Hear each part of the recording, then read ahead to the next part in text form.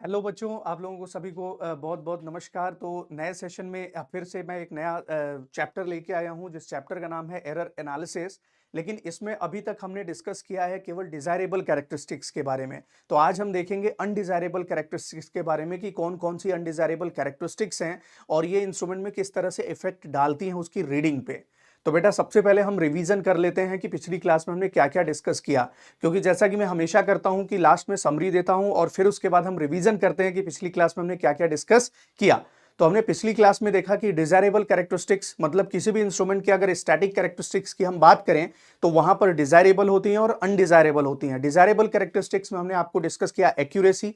बेटा एक्यूरेसी क्या है? Closeness to the measured value, closeness to the true value, मतलब मेजर्ड वैल्यू का क्लोजनेस जितना ट्रू वैल्यू के पास होगा उतना आपका एक्यूरेट होगा मेजरमेंट। तो हम हमेशा चाहते हैं कि हमारी जो मेजर्ड वैल्यू हो ट्रू वैल्यू के काफी पास हो ताकि एरर कम आए और हमारी एक्यूरेसी ज्यादा हो। उसके बाद हमने डिस्कस किया सेंसिटिविटी। सेंसिटिविटी क्या है बेटा? It is the ratio of change in output to the change in input. मतलब जो सेंसिटिविटी होता है वो हमारे आउटपुट में चेंज कितना आया और इनपुट में चेंज कितना आया उसका रेशियो होता है।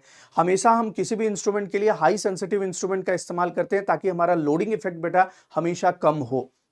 उसके साथ साथ सेंसिटिविटी को हमने बताया कि सेंसिटिविटी बराबर 1 फुल स्केल डिफ्लेक्शन करंट, मतलब जिस इंस्ट्रूमेंट का डिफ्लेक्शन करंट ज्यादा होगा उसकी सेंसिटिविटी कम होगी और जिसका डिफ्लेक्शन करंट फुल स्केल पे कम होगा उसकी सेंसिटिविटी ज्यादा होगी। और इसका मैंने एग्जांपल भी दिया था कि दो मीटर्स हैं आपके 10 एम्पियर और 20 एम्पियर के, तो यहां पर किसकी सेंसिटिविटी ज्यादा होगी? तो 10 एम्पियर वाले की डेफिनेटली सेंसिटिविटी बेटा ज्यादा होगी क्योंकि इसका फुल स्केल डिफ्लेक्शन करंट कम है। नेक्स्ट उसके बाद हमने आपको बताया कि प्रिसीजन क्या है। प्रिसीजन का मतलब क्या है कि नॉर्मली हम बात करते हैं कि जब हम रीडिंग लेते हैं इंस्ट्रूमेंट का तो बार बार अगर देखा जाए तो एक ही वैल्यू आप रिपीट कर रहे हो, दैट मींस उसी के अराउंड आप एक वैल्यू क्या कर रहे हो? रिपीट कर रहे हो। जैसे हमारा मेजरमेंट आया 10.1 का, देन 10.2, 10.3 उसी के आसपास या 10 या 9.9, देन उसी के आसपास आपका क्या हो रहा है? रीडिंग्स आ रही हैं। दैट मींस ये काफी क्या है? प्रिसाइज है, इनका प्रिसीजन हमेशा ज्यादा होगा। तो हमने ये बोला कि it is a degree of producing the same quantity या it is the degree of closeness to the between the measured value. क्या हमने बोला? कि it is the degree of closeness between the measured value. ध्यान रखना है कि accuracy क्या है? Accuracy is a degree of closeness to the true value, but जब हम प्रिसीजन की बात करेंगे then it is a degree of closeness between the measured value. मतलब जो भी आप वैल्यू मेजर कर रहे हैं इनके बीच जो क्लोजनेस है वही क्या कहलाएगा? प्रिसीजन कहलाएगा। और हमने ये बोला कि प्रिसीजन कभी भी गारंटी एक्यूरेसी की नहीं देता है। अगर आपका कोई भी रीडिंग ज्यादा प्रिसाइज है, मेजरमेंट ज्यादा प्रिसाइज है बेटा, इसका मतलब नहीं है कि आपकी एक्यूरेसी भी हाई होगी। तो हाई प्रिसीजन इसका मतलब नहीं है कि हाई एक्यूरेसी होगी। तो ये ध्यान रखना है कि प्रिसीजन कभी भी एक्यूरेसी से रिलेटेड कोई गारंटी नहीं देता है। हाई प्रिसीजन है तो आपका मेजरमेंट हाईली एक्यूरेट भी हो सकता है और नहीं भी हो सकता है।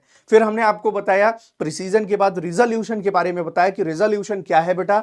वो minimum change in input which is detectable at the output with its certainty, that is called as resolution. Resolution का मतलब कि इनपुट पर कितना चेंज आप मिनिमम से मिनिमम चेंज करने पर अगर वो आउटपुट पे मीजरेबल है या डिटेक्टेबल है विथ इज सर्टेनिटी, देन वो हमेशा क्या कहलाएगा? रिजोल्यूशन कहलाता है बेटा। तो रिजोल्यूशन भी हमने बताया कि रिजोल्यूशन जब भी कैलकुलेट करना होगा तो full scale deflection divided by number of divisions. और हमने ये बोला था कि जितना भी नंबर ऑफ डिविजन्स आपके इंस्ट्रूमेंट में बढ़ता जाएगा वैसे वैसे रिजोल्यूशन भी बढ़ता जाएगा।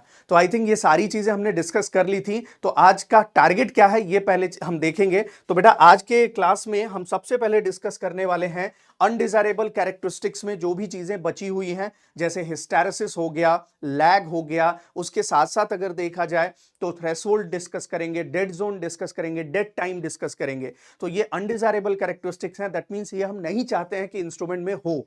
दूसरा अगर देखा जाए तो हम यहीं पे एक डिजायरेबल कैरेक्टरिस्टिक जो पिछली क्लास में हमने डिस्कस नहीं किया था, लीनियरिटी। लीनियरिटी के बारे में डिस्कशन करेंगे। नेक्स्ट उसके बाद हम देखेंगे different types of static error, कि स्टैटिक एरर के कितने टाइप्स हैं। ग्रॉस एरर है, सिस्टमैटिक एरर है, उसके साथ साथ रैंडम एरर है। तो ये सारे एरर को भी वन बाय वन डिस्कस करने वाले हैं। नेक्स्ट हम देखेंगे finally dynamic characteristics of the measurement system.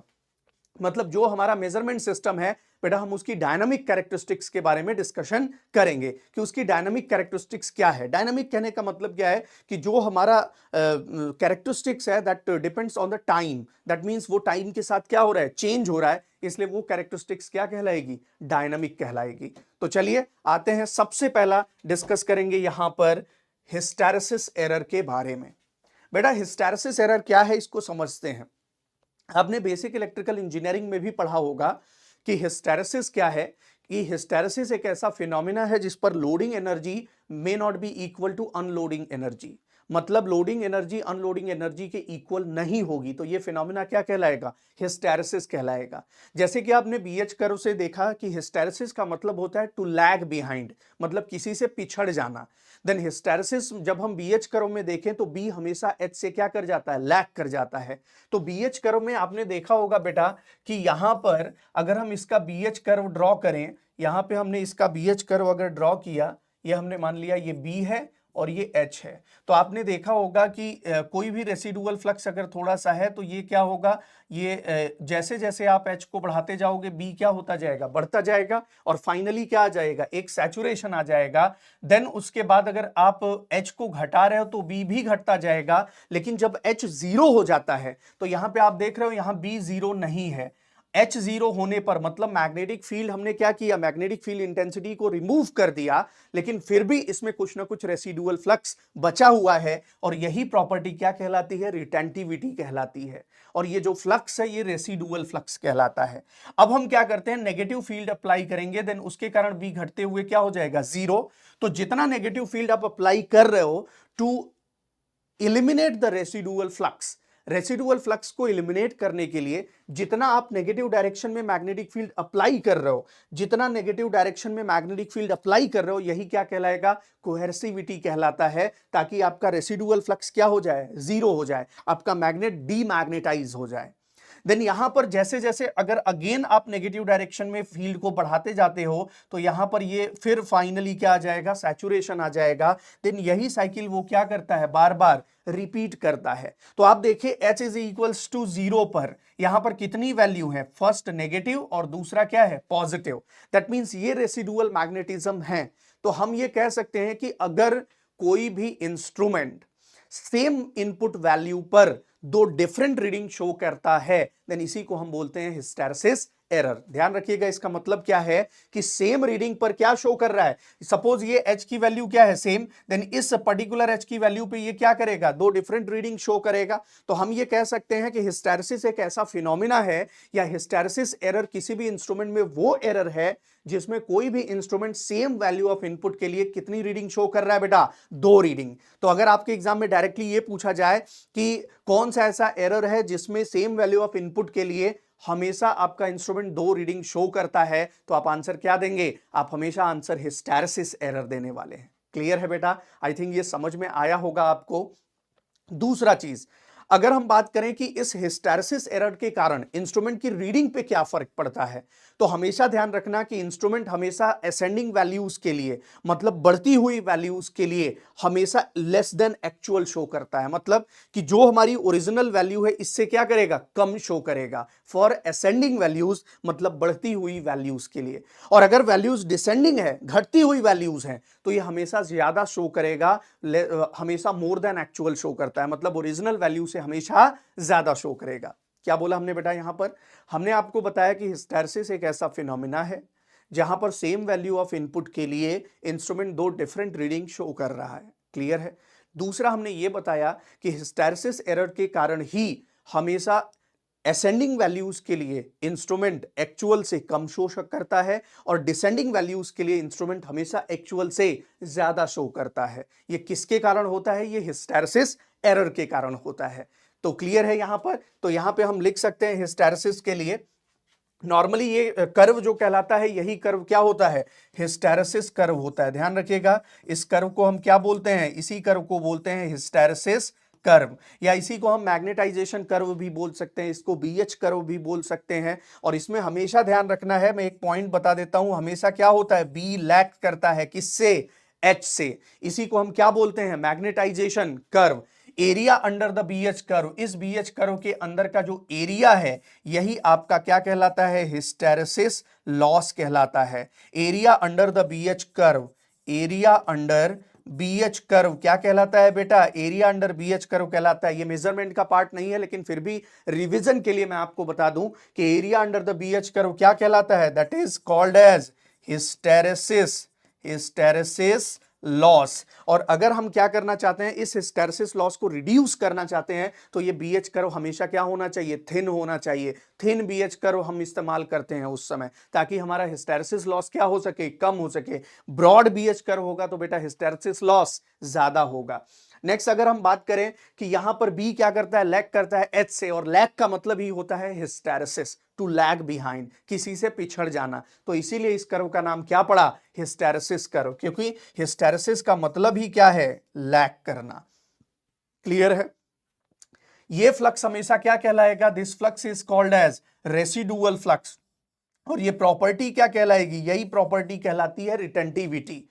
और यहां पर एक्स एक्सिस पे ये क्या कहलाएगा, ये प्रॉपर्टी कहलाती है कोएर्सिविटी। तो ध्यान रखना है, कोएर्सिविटी वो प्रॉपर्टी है जहां पर हम क्या करते हैं, एक नेगेटिव फील्ड अप्लाई करके उसके रेसिडुअल मैग्नेटिज्म को जीरो कर देते हैं, मैग्नेट को डीमैग्नेटाइज कर देते हैं। और मैग्नेट को मैग्नेटाइज करने का मतलब क्या है कि आप उसमें मैग्नेटिक फील्ड रिमूव कर दो फिर भी उसके पास कुछ ना कुछ अगर मैग्नेटाइजेशन है तो ये प्रॉपर्टी आपकी हमेशा रिटेंटिविटी कहलाती है, मतलब कुछ ना कुछ रिटेन कर ले रहा है फ्लक्स, और ये फ्लक्स हमेशा बेटा रेसिडुअल फ्लक्स कहलाता है। तो चलिए यहां पर देखते हैं हिस्टैरिसीस क्या है। हिस्टैरिसीस एरर की अगर हम बात करें तो इसमें कुछ इंपॉर्टेंट पॉइंट्स है जो आप नोट कर सकते हैं। If the instrument if the instrument shows two different reading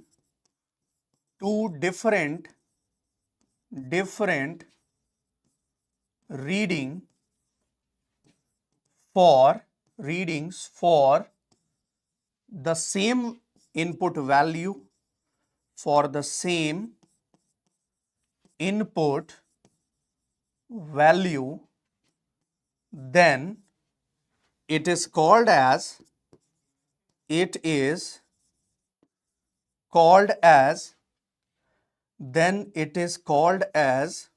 क्या कहलाएगा बेटा, then it is called as hysteresis error,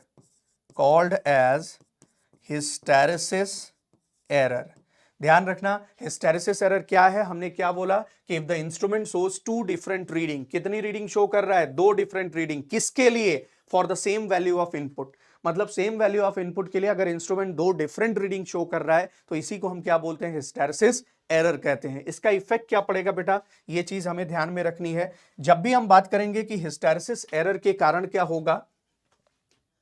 due to hysteresis error, second point बहुत इंपॉर्टेंट है, कई बार पूछा गया है, due to hysteresis error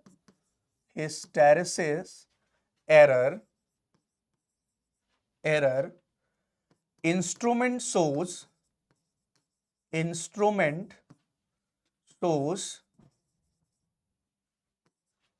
less than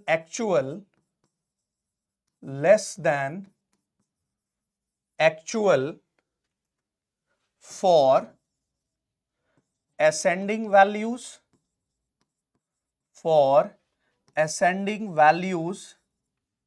and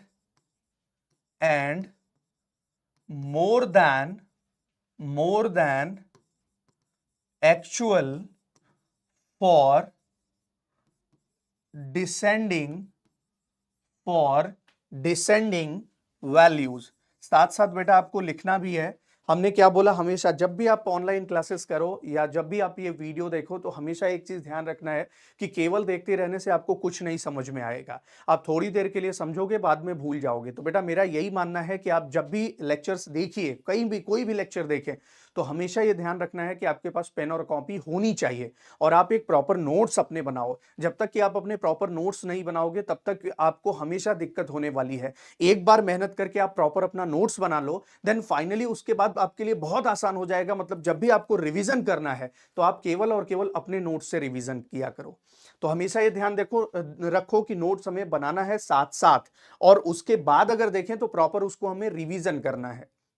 तो चलिए, हमने क्या बोला कि हिस्टैरिसीस एरर के कारण ही हमेशा असेंडिंग वैल्यूज के लिए इंस्ट्रूमेंट एक्चुअल से कम रीड करता है, और अगर डिसेंडिंग वैल्यूज होंगी मतलब घटती हुई वैल्यूज होंगी तो इंस्ट्रूमेंट हमेशा एक्चुअल से ज्यादा रीड करता है। और डायरेक्ट ये क्वेश्चन पूछा जा चुका है कि अगर असेंडिंग वैल्यूज में एक्चुअल से कम रीड कर रहा है, फॉर डिसेंडिंग वैल्यूज एक्चुअल से ज्यादा रीड कर रहा है, देन वहां पर कौन सा एरर होगा? तो आंसर क्या देंगे? हिस्टैरिसीस एरर होगा बेटा। क्लियर है? तो चलिए आते हैं अगला। हिस्टैरिसीस हमें पता चल गया कि हिस्टैरिसीस क्या है। हमेशा हिस्टैरिसीस का मतलब होता है लैग, इसमें बी हमेशा लैग करता है एच से। उसके कारण अगर देखा जाए तो क्या होगा? For the same value of input instrument कितनी रीडिंग शो कर रहा है? दो डिफरेंट रीडिंग शो कर रहा है, और उसके साथ साथ असेंडिंग वैल्यूज के लिए एक्चुअल से कम, डिसेंडिंग वैल्यूज के लिए एक्चुअल से ज्यादा शो कर रहा है। नेक्स्ट आते हैं हम अगला पॉइंट हमारा है थ्रेशोल्ड। थ्रेशोल्ड क्या है? ये क्वांटिटी आपने पहले भी देखा होगा, जब आप एनालॉग इलेक्ट्रॉनिक्स पढ़ते हैं या डायोड वगैरह के बारे में डिस्कशन जब होता है तो आप वहां पे देखते हो कि एक थ्रेशोल्ड होता है। जैसे सिलिकॉन के लिए और जर्मेनियम के लिए, जर्मेनियम के लिए आप बोलते हो कि सर 0.3 होता है, सिलिकॉन के लिए 0.7 होता है। दैट मीन्स ये जो वोल्टेज हैं, यही वोल्टेज क्या कहलाते हैं? Threshold voltage. मतलब कि आप देखोगे कि अगर आपका अप्लाइड वोल्टेज इन थ्रेशोल्ड वोल्टेज से कम है तो उस समय डायोड आपका कंडक्ट नहीं करता है। लेकिन जैसे ही हमने एनोड और कैथोड के अक्रॉस वोल्टेज इस थ्रेशोल्ड वोल्टेज से ज्यादा किया, देन वहां पर डायोड आपका कंडक्ट कर जाता है बेटा। तो मतलब क्या है कि जो थ्रेशोल्ड है, थ्रेशोल्ड वो मिनिमम वैल्यूज है एट द इनपुट, जहां पर हम आउटपुट पे एक मेजरेबल चेंज को डिटेक्ट कर पाए। मतलब हम ये कह सकते हैं कि एक्चुअल में थ्रेशोल्ड क्या है? थ्रेशोल्ड बोल सकते हैं the minimum value at the input. Threshold is what? The minimum value at the input to get a measurable output, that is called as threshold. मतलब इनपुट पर वो मिनिमम वैल्यू जिसके कारण आपको क्या मिल रहा है? एक मेजरेबल आउटपुट, वही क्या कहलाएगा? थ्रेशोल्ड कहलाएगा। तो ध्यान रखना है, थ्रेशोल्ड वो मिनिमम वैल्यू इनपुट पर है जिसके कारण हम एक मेजरेबल आउटपुट पा रहे हैं। मतलब आप अगर उस मिनिमम वैल्यू के पास नहीं पहुंचोगे तो डेफिनेटली आप कोई मेजरेबल आउटपुट भी नहीं पाने वाले हो। मतलब हम इनपुट को क्या कर रहे हैं? चेंज कर रहे हैं, और एक ऐसा समय आया या एक ऐसा वोल्टेज लेवल आया जहां के बाद हम क्या कर रहे हैं? एक मेजरेबल आउटपुट गेट कर रहे हैं। तो यही क्या कहलाएगा बेटा? थ्रेशोल्ड कहलाएगा। तो थ्रेशोल्ड क्या होगा? The minimum value of the minimum value at input to get measurable output is called as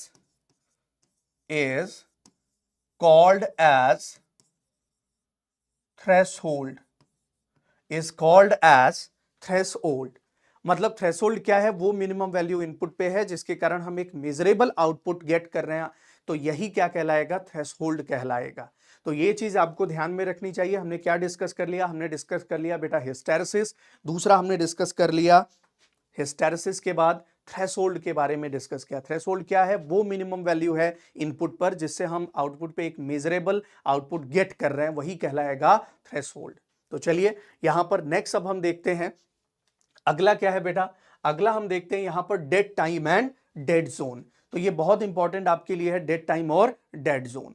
होता क्या है इसको सबसे पहले आप समझिए। डेड टाइम क्या है?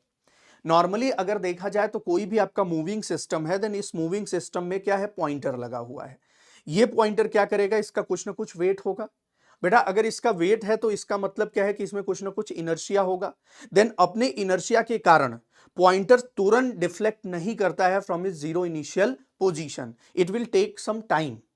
मतलब क्या मैं कह रहा हूं कि अगर देखा जाए तो कोई भी मूविंग सिस्टम है तो उसका कुछ ना कुछ वेट है, उसका कुछ ना कुछ इनर्शिया है। तो अपने इनर्शिया के कारण ये सडनली इमीडिएटली डिफ्लेक्ट नहीं होता है। जब भी आप इनपुट अप्लाई करोगे देन ये इमीडिएटली डिफ्लेक्ट नहीं होगा, ये कुछ ना कुछ समय लेगा अपने जीरो इनिशियल पोजीशन से डिफ्लेक्ट होने के लिए, और यही जो समय होगा यही आपका डेड टाइम कहलाएगा। तो डेड टाइम क्या है? वो समय है जिसमें पॉइंटर जीरो इनिशियल पोजीशन से डिफ्लेक्ट होने के लिए कुछ समय लेता है, और ये किसके कारण होता है? ये उसके इनर्शिया के कारण होता है।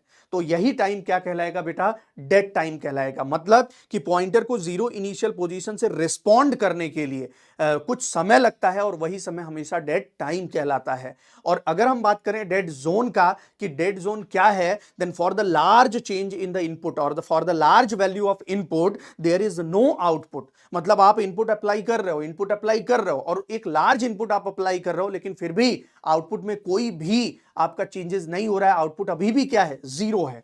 दैट मींस आउटपुट अगर जीरो है, देन यहां पर ये जो पोर्शन कहलाएगा, यही पोर्शन डेड जोन कहलाता है।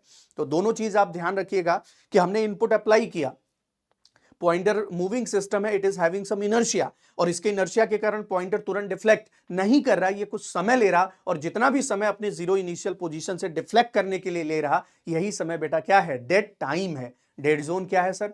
डेड जोन वो पोर्शन है जहां पर आप लार्ज इनपुट में चेंज कर रहे हैं but there is no output, वही पोर्शन आपका डेड जोन कहलाता है। मतलब इनपुट पे आप चेंज करते जाइए लेकिन वहां पर कोई भी आउटपुट नहीं है, जीरो आउटपुट है, तो ये क्या कहलाएगा? डेड जोन कहलाता है। क्लियर है? तो यहां पे मुझे लगता है कि आपने डेड जोन भी समझ लिया और डेड टाइम भी समझ लिया। तो यहां पर हम लिख लेते हैं, सबसे पहले डेड टाइम के बारे में डिस्कशन करेंगे। डेड टाइम क्या है? ड्यू टू, साथ साथ लिखते चलेंगे, due to inertia of due to inertia of moving system that is pointer। Moving system क्या है? मैंने मूविंग सिस्टम ले लिया, क्या है? पॉइंटर। तो due to the inertia of the moving system या पॉइंटर, दैट इज पॉइंटर, या आप ऐसे भी लिख सकते हैं मूविंग सिस्टम के इनर्शिया के कारण, दैट इज क्या है? मूविंग सिस्टम जो है वो पॉइंटर है। मूविंग सिस्टम के इनर्शिया के कारण, due to inertia of the moving system, the pointer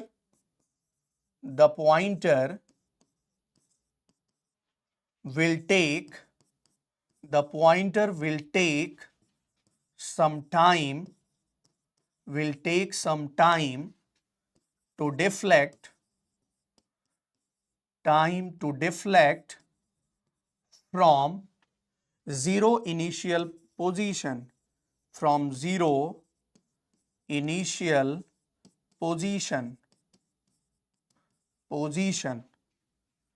that time is, that minimum time is called as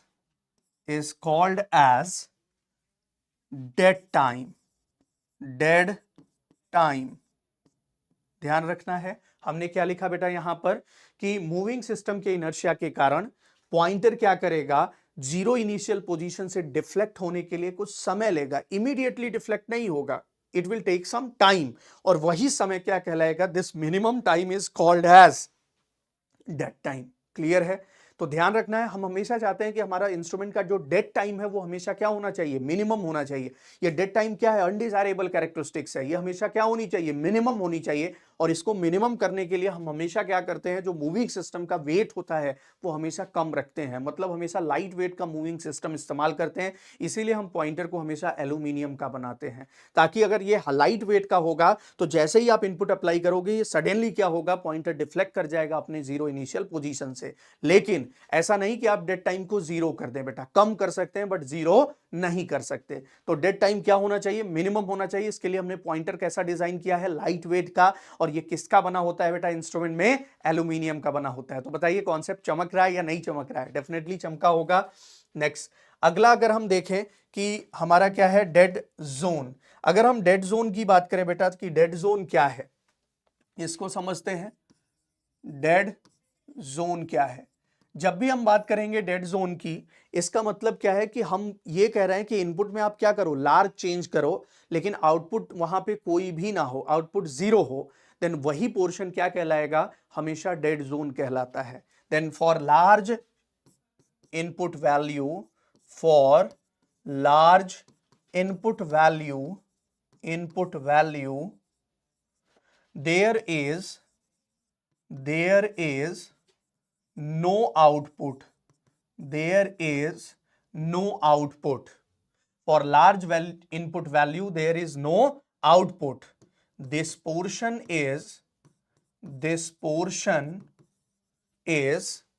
called as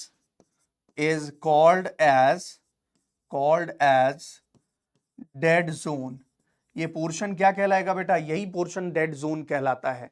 कहने का मतलब कि डेड जोन है क्या? आप इनपुट में एक लार्ज चेंज करो, इनपुट में चेंज करते जाओ, उस लार्ज वैल्यू के लिए भी वहां पर कोई भी आउटपुट ना हो, तो वही पोर्शन हमेशा क्या कहलाता है? डेड जोन कहलाता है। मतलब वहां तक आपका इंस्ट्रूमेंट रिस्पॉन्ड नहीं कर रहा है। ये ध्यान रखना है कि थ्रेशोल्ड तब क्या है सर? थ्रेशोल्ड वो मिनिमम वैल्यू है जहां पर आपका इंस्ट्रूमेंट एक मेजरेबल आउटपुट देता है।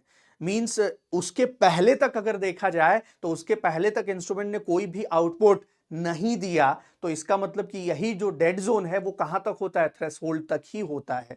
मतलब थ्रेशोल्ड तक आपका इंस्ट्रूमेंट किस में रहेगा? डेड जोन में रहेगा। और जैसे ही थ्रेशोल्ड के बाद आप देखेंगे तो इंस्ट्रूमेंट क्या कर जाता है? रिस्पॉन्ड कर जाता है। दैट मींस आपका थ्रेशोल्ड की वैल्यू से वो आपका अप्लाइड वोल्टेज क्या कर दिया? क्रॉस कर दिया। तो इसमें कंफ्यूज नहीं होना है, देना है कि थ्रेशोल्ड क्या है? थ्रेशोल्ड वो मिनिमम वैल्यू है जहां पर इंस्ट्रूमेंट एक मेजरेबल आउटपुट देता है। लेकिन अगर थ्रेशोल्ड के नीचे तक की आप बात करेंगे तो उस थ्रेशोल्ड के नीचे तक की जब भी हम बात करेंगे तो वहां पर इंस्ट्रूमेंट में कोई भी आउटपुट नहीं होगा। मतलब एक चीज आप यहां पे देख सकते हो कि अगर मैं बात करूं कि ये इंस्ट्रूमेंट की कैरेक्टरिस्टिक्स मैं ड्रॉ कर रहा हूं, ये हमारा आउटपुट है और ये किसी भी इंस्ट्रूमेंट का इनपुट है। तो आप क्या कर रहे हो बेटा? इनपुट आप अप्लाई कर रहे हो, बट यहां पर कोई भी आउटपुट नहीं आ रहा। इनपुट आपने अप्लाई किया, यहां पर कोई भी आउटपुट नहीं आया। लेकिन इसके बाद अगर आप देखें कि इस वैल्यू के बाद आपने इनपुट अप्लाई किया, देन यहां पर एक आउटपुट प्रोड्यूस हो गया। तो आप देख रहे हो कि ये जो वैल्यू है ये वो मिनिमम वैल्यू है जिस पर ये क्या कर रहा है? एक मिजरेबल आउटपुट प्रोड्यूस कर रहा। तो यही मिनिमम वैल्यू क्या कहलाएगी? यही कहलाएगी थ्रेशोल्ड। ध्यान रखना, ये वैल्यू क्या कहलाएगी? This minimum value is called as threshold. तो ये वैल्यू आपकी थ्रेशोल्ड है। और यहां पर अगर देखा जाए कि ये जो पोर्शन है, ये कंप्लीट पोर्शन कहलाता है डेड जोन। ध्यान रखना, ये कंप्लीट पोर्शन क्या कहलाता है? डेड जोन कहलाता है। और यहां पर ये इस डेड जोन में जितने देर तक रहता है, that time will be called as dead time. तो ध्यान रखना है, यहां पे ये ग्राफ देख के आपको समझ में आ गया होगा कि बेटा थ्रेशोल्ड क्या है। थ्रेशोल्ड वो मिनिमम वैल्यू है जिसके बाद इंस्ट्रूमेंट क्या कर जाता है? एक मेजरेबल आउटपुट देता है। यही क्या कहलाएगा? थ्रेशोल्ड कहलाएगा। इसके पहले क्या होगा? इंस्ट्रूमेंट कोई भी रिस्पॉन्स नहीं देगा। डेड जोन क्या है? वो जोन है या वो पोर्शन है जिसमें आप इनपुट में चेंज करते जाओ और इनपुट में चेंज होने पर आउटपुट कोई भी प्रोड्यूस ना हो, जीरो आउटपुट हो, वही क्या कहलाता है? डेड जोन कहलाता है। और जितना टाइम तक रहेगा वो हमेशा क्या कहलाएगा? डेड टाइम कहलाएगा। कहने का मतलब कि ये वही टाइम है जिस टाइम में आपका पॉइंटर रिस्पॉन्ड नहीं कर रहा, मतलब जीरो इनिशियल पोजीशन से डिफ्लेक्ट नहीं कर रहा है। और ये नॉर्मली किसके कारण होता है? Due to the inertia of the moving system. इसको कैसे एलिमिनेट किया जा सकता है? आप उस पॉइंटर के वेट को क्या कर दीजिए? कम कर दीजिए। इसीलिए लाइट वेट पॉइंटर का इस्तेमाल करते हैं जो कि एल्यूमिनियम का बना होगा, जिसके कारण हम उसके डेड टाइम को रिड्यूस कर सकते हैं। क्लियर है बेटा? कॉन्सेप्ट समझ में आया होगा। तो यहां पे हमने डेड टाइम भी डिस्कस किया, एज वेल एज हमने डिस्कस किया यहां पर डेड जोन के बारे में। तो इसको आप साथ साथ इसको नोट कर लेंगे, इसको बना देंगे। तो मैं थोड़ा सा एक फ्रैक्शन ऑफ टाइम भी दूंगा ताकि आप इसको नोट भी कर लीजिएगा। बट अगर नहीं होता है तो जब भी वीडियो आप देखें तो इसको पॉज करके भी आप देख सकते हैं कि हाँ हमें ये लिखना है सर। क्लियर है? तो यहां पे कोई भी डाउट, यहां पे किसी भी बंदे को कोई भी डाउट? सारी चीजें बेटा क्लियर हैं या नहीं है? बताओ जल्दी से। क्लियर है? तो चलिए नेक्स्ट अब हम देखते हैं कि अगली जो अनडिजायरेबल कैरेक्टरिस्टिक्स है। आप बता सकते हो यार ये डिजायरेबल है या अनडिजायरेबल? सर ये अनडिजायरेबल है, ऐसा इंस्ट्रूमेंट में नहीं होना चाहिए। तो अब हम देखेंगे नेक्स्ट, यहां पर अगला आते हैं। एक क्वेश्चन हम देखते हैं सबसे पहले कि क्वेश्चन क्या कह रहा है। यहां पे एक क्वेश्चन है बेटा, the dead zone in a certain pyrometer. Pyrometer का यूज किस लिए करते हैं यार? पायरोमीटर नॉर्मली टेम्परेचर मेजरमेंट के लिए होता है। जब आप हाई टेम्परेचर लगभग 1800 डिग्री सेंटीग्रेड तक का टेम्परेचर या किसी आर्क फर्नेस के अंदर का टेम्परेचर आपको मेजर करना है, देन वहां पर आप ऑप्टिकल पायरोमीटर का इस्तेमाल करते हैं। Non contact type measurement provide करता है। कौन सा measurement? Non contact type measurement provide करता है। और ये कहां पे यूज करते हैं? फर्नेस वगैरह का टेम्परेचर मेजर करने के लिए। तो यहां पे कह रहा है कि dead zone in a certain pyrometer is 0.125%। मतलब कितना है डेड जोन यहां पर 0.125%। किसका? Of the span. मतलब जो हमारा स्पैन है उसका 0.125% क्या है? डेड जोन है। तो अब बात आती है यहां पे स्पैन कितना है। तो the calibration is 300 degree centigrade to 900 degree centigrade. मतलब इसका जो स्केल है वो कैलिब्रेटेड है 300 डिग्री सेंटीग्रेड से 900 डिग्री सेंटीग्रेड तक। तो बताइए स्पैन कितना होगा। तो यहां पर अगर हम इसके स्पैन को देखें तो स्पैन बराबर कितना? मैक्सिमम वैल्यू बेटा 900 माइनस मिनिमम वैल्यू 300, तो स्पैन आ गया 600 डिग्री सेंटीग्रेड का। तो हमें स्पैन पता चल गया। अब अगर हम बात करें कि डेड जोन कितने पोर्शन तक है, तो जो डेड जोन है, डेड जोन का जो पोर्शन है वो कितना है? 600 का 0.125%। मतलब 0.125 इंटू 100 किसका? 0.125 डिवाइडेड बाई 100 इंटू 600। तो 600 का कितना है? 0.125%। तो यहां पर देखिए ये कितना आ जाएगा, ये कैंसिल हो जाएगा बेटा, और यहां से ये आप मल्टीप्लाई कर दो 6 से, तो ये लगभग लगभग आ जाएगा 0.075 डिग्री सेंटीग्रेड। तो हमें यह पता चल गया कि जो हमारा डेड जोन है वो कितने पोर्शन तक का है? 0.75 डिग्री सेंटीग्रेड तक का है। अब ये कह रहा है क्या कि what temperature change might occur before it's detected. मतलब इसको डिटेक्ट करने के लिए कितना टेम्परेचर चेंज हो सकता है। तो बेटा डेड जोन अगर 0.75 डिग्री सेंटीग्रेड तक है, दैट मींस यहां पर अगर देखा जाए तो इसको थोड़ा सा समझिए। ये आपका पाइरोमीटर का स्केल होगा। यहां पर इनिशियल कितना है? 300 डिग्री सेंटीग्रेड। फाइनल कितना है? 900 डिग्री सेंटीग्रेड। लेकिन क्या जैसे ही आप यहां पर टेम्परेचर अप्लाई करोगे 300 डिग्री सेंटीग्रेड से ऊपर, तो क्या ये डायरेक्टली क्या करेगा? तुरंत डिफ्लेक्ट कर जाएगा? नहीं, पॉइंटर क्या करेगा? कुछ टाइम लेगा।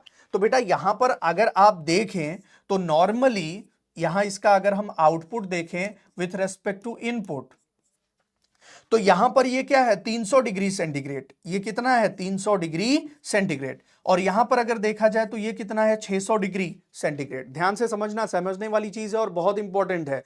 यहां पर ये फुल स्केल डिफ्लेक्शन है बेटा, यहां पर 600 नहीं है 900 है। फुल स्केल डिफ्लेक्शन है। कितना फुल स्केल डिफ्लेक्शन है? 900 डिग्री सेंटीग्रेड। यही हमारा फुल स्केल डिफ्लेक्शन है। अब एक चीज आप देखो कि क्या तुरंत वो 300 डिग्री सेंटीग्रेड से डिफ्लेक्ट हो जाएगा? नहीं, वो हमेशा क्या करेगा? कुछ ना कुछ टाइम लेगा डिफ्लेक्ट होने में, डेड टाइम कहलाएगा। और जहां तक आपका कोई भी आउटपुट नहीं शो कर रहा है, वो पोर्शन क्या कहलाएगा? वो पोर्शन हमेशा कहलाएगा डेड जोन। तो यहां पर अगर देखा जाए तो डेड जोन का कितना है? डेड जोन हमेशा 0.75 आया है। दैट मींस यहां से यहां तक, कहां तक बेटा? ये मान लिया 300.75 डिग्री सेंटीग्रेड। तो यहां पे जो आपका पोर्शन है कितना? ये पोर्शन है 0.75 डिग्री सेंटीग्रेड का। इस 0.75 डिग्री सेंटीग्रेड तक के पोर्शन के लिए कोई भी आउटपुट नहीं होगा, चाहे आप इनपुट अब जो भी अप्लाई कर रहे हैं।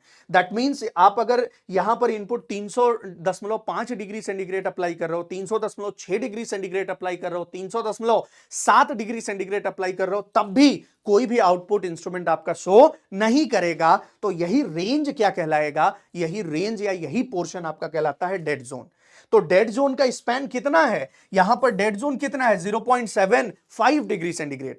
लेकिन अगर हम बात करें कि किस वैल्यू पर यह इंस्ट्रूमेंट क्या करेगा? रीडिंग शो कर देगा। तो यहां पर जैसे ही ये वैल्यू आएगी, ये क्या है? 300.75 डिग्री सेंटीग्रेड। बेटा यही तो थ्रेशोल्ड है यार। ये क्या है? थ्रेशोल्ड है। मतलब यहां पे क्या पूछा जा रहा है कि what the temperature change might occur before it's detected. मतलब कितना टेम्परेचर चेंज ऑकर हो सकता है इसको डिटेक्ट होने के पहले? तो 0.75 डिग्री का टेम्परेचर चेंज होना पड़ेगा। और इसकी थ्रेशोल्ड वैल्यू कितनी हो जाएगी? 300.75 डिग्री सेंटीग्रेड। इसके बाद ही वो क्या करेगा बेटा? इसके बाद ही वो डिटेक्ट करेगा। क्लियर है? समझ में आया? कॉन्सेप्ट क्लियर हुआ या नहीं हुआ?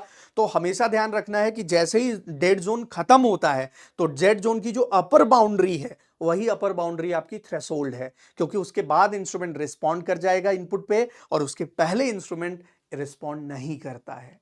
तो आई थिंक ये कॉन्सेप्ट आपका इस क्वेश्चन से और ज्यादा क्लियर हो गया होगा। तो यहां पे इंस्ट्रूमेंट तभी रिस्पॉन्ड करेगा जब हमारा जो भी टेम्परेचर होगा वो 300.75 डिग्री सेंटीग्रेड से ज्यादा होगा। तो ये टेम्परेचर जो 300.75 है ये थ्रेशोल्ड है। 300 से 300.75 पर कोई भी रिस्पॉन्ड नहीं कर रहा, इसका मतलब ये क्या है, आपका डेड जोन है। हमने ये मान लिया है कि टेम्परेचर जो है 300 से ज्यादा रखना है, क्योंकि यहाँ इनिशियल स्केल क्या है 300 डिग्री सेंटीग्रेड।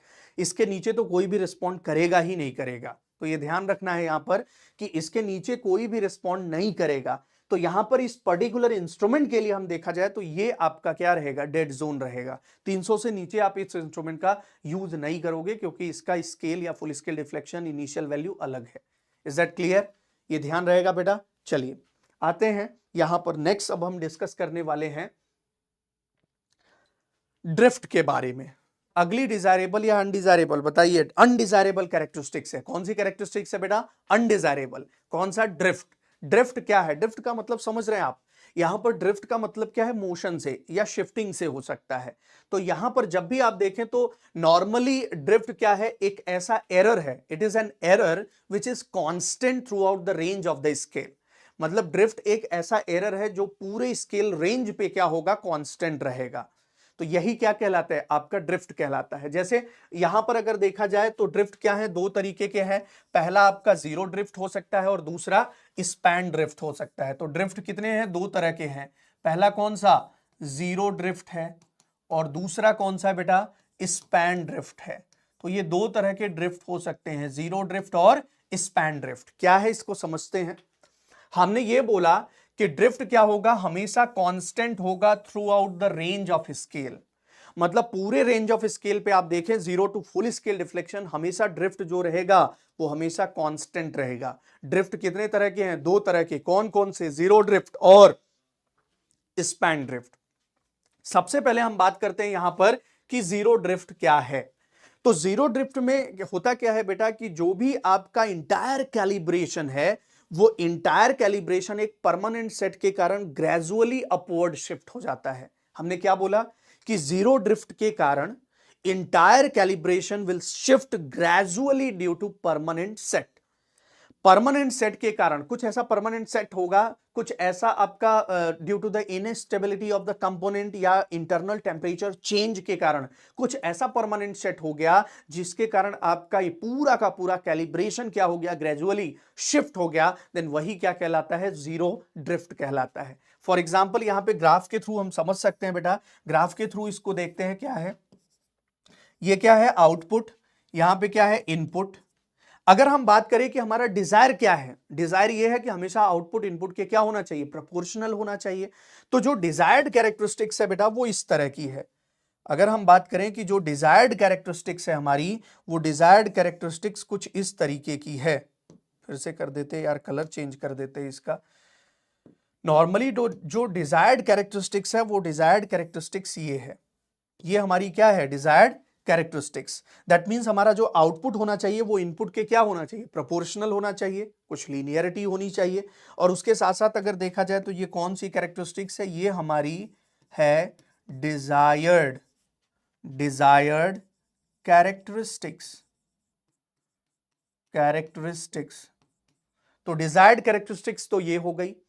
अब अगर हम बात करें कि ये तो डिजायर्ड कैरेक्टरिस्टिक्स है, लेकिन होता क्या है कि कंपोनेंट की इनस्टेबिलिटी के कारण या उसके इंटरनल टेम्परेचर चेंज के कारण, हमेशा एक परमानेंट सेट के कारण आपका जो भी कैरेक्टरिस्टिक्स है वो शिफ्ट हो जाता है, ग्रेजुअली धीरे धीरे क्या हो जाता है, शिफ्ट हो जाता है। और यही कहलाता है जीरो ड्रिफ्ट। तो अगर देखा जाए तो हमारा हुआ क्या, ये परमानेंट सेट के कारण ये थोड़ा सा क्या हो गया, यही चीज थोड़ी सी क्या हो गई, शिफ्ट हो गई। तो अगर इसी को हम शिफ्ट कर दे तो कुछ इस तरीके से हमने इसको क्या कर दिया, शिफ्ट कर दिया। तो यही कैरेक्टरिस्टिक्स हमारी थोड़ी सी क्या हो गई बेटा, ये देखो आप, शिफ्ट हो गई। तो ये हमारा क्या है actually, this is what, this is the characteristics with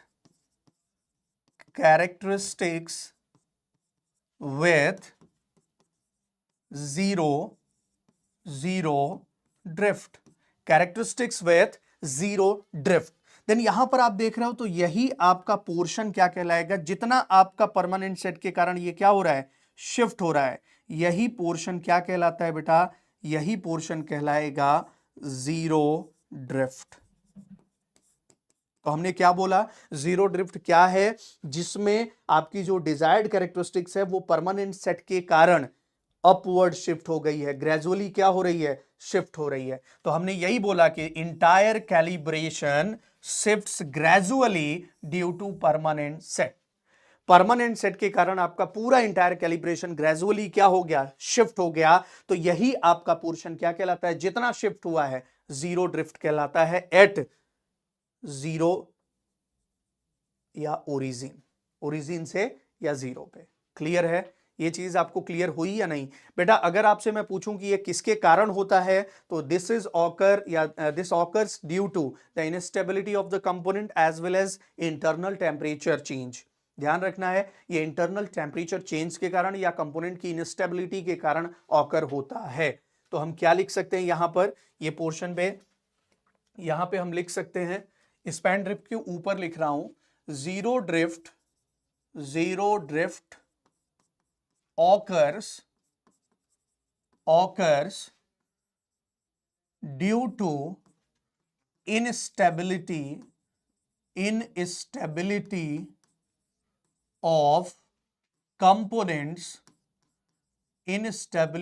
of components, and internal temperature change. यहीं पे लिख देता हूं, internal temperature change. Internal temperature change या कंपोनेंट की इनस्टेबिलिटी के कारण हमेशा क्या ऑकर हो जाता है, हमेशा जीरो ड्रिफ्ट ऑकर हो जाता है। क्लियर है बेटा? यहां पर, यहां तक कॉन्सेप्ट आपका क्लियर है या नहीं है? बहुत अच्छे से मैं आपको बता रहा हूं, आपके सारे कॉन्सेप्ट यहां पे क्लियर होने चाहिए। परमानेंट सेट के कारण, और वो परमानेंट सेट किसके कारण हो सकता है, उसकी इनस्टेबिलिटी के कारण हो सकता है या इंटरनल टेम्परेचर चेंज के कारण हो सकता है। आपकी डिजायर्ड कैरेक्टरिस्टिक्स क्या हो जाती है, ग्रेजुअली शिफ्ट हो जाती है, यही क्या कहलाएगा, जीरो ड्रिफ्ट कहलाता है। दूसरा अगर हम देखें, स्पैन ड्रिफ्ट क्या है? स्पैन ड्रिफ्ट में अगर देखा जाए बेटा, तो there is a proportion change. क्या होता है यहां पर, एक प्रपोर्शन चेंज होता है in indication all along the upward scale. मतलब पूरे अपवर्ड स्केल पे आप देखेंगे तो पूरे स्केल पे क्या होगा, एक प्रपोर्शन चेंज होता है, यही क्या कहलाता है, स्पैन ड्रिफ्ट कहलाता है। स्पैन का मतलब क्या है, यहां पे आप देख रहे हैं, स्पैन का मतलब क्या है कि ऑल अलोंग द स्केल। कहने का मतलब कि यहां पर जो स्पैन का मतलब है यही है upward scale, all along the upward scale. मतलब पूरे स्केल में आप देखेंगे, जीरो से लेके full scale deflection, all along the upward scale या ऑल अलोंग द स्पैन, हमेशा आप देखेंगे तो वहां पर क्या हो रहा है, प्रपोर्शन चेंज हो रहा है। क्या हो रहा है यहां पर, एक प्रपोर्शन चेंज हो रहा है। कहने का मतलब यहां पे है, इसको देखेंगे कैसे ड्रॉ करेंगे, इसका एक, इसकी कैरेक्टरिस्टिक्स मैं आपको ड्रॉ करके दिखाता हूं। ये आपका सपोज आउटपुट का एक्सेस है, ये इनपुट का एक्सेस है, this is what, this is output, this is input. उसके बाद अगर देखा जाए तो अब हम क्या कर रहे हैं, यहां पर डिजायर्ड कैरेक्टरिस्टिक्स ड्रॉ कर रहे हैं। बेटा यही आपका क्या है, डिजायर्ड है, ये कैरेक्टरिस्टिक्स आपकी क्या है, this is desired characteristics, desired characteristics. तो डिजायर्ड कैरेक्टरिस्टिक्स हमें पता है। अब अगर देखा जाए कि इसका जो अनडिजायर्ड कैरेक्टरिस्टिक्स आया, जो कि with respect to what, span drift है, इसमें क्या होगा कि all along the upward scale, पूरे स्केल पे आप देखेंगे तो यहां पे एक प्रपोर्शन चेंज होगा और वो कुछ इस तरीके का आता है। तो ये देखिए आपका प्रपोर्शन चेंज ही है यहां पे। आप यहां पे देखोगे कि आपका आउटपुट इनपुट के क्या है, प्रपोर्शनल ही है, लेकिन यहां पर थोड़ा सा क्या है, शिफ्टिंग है। All along the upward scale कुछ ना कुछ प्रपोर्शन शिफ्ट है, और यही आपका क्या कहलाता है, this is called as span drift. तो इसी को हम क्या बोलते हैं, कैरेक्टरिस्टिक्स विथ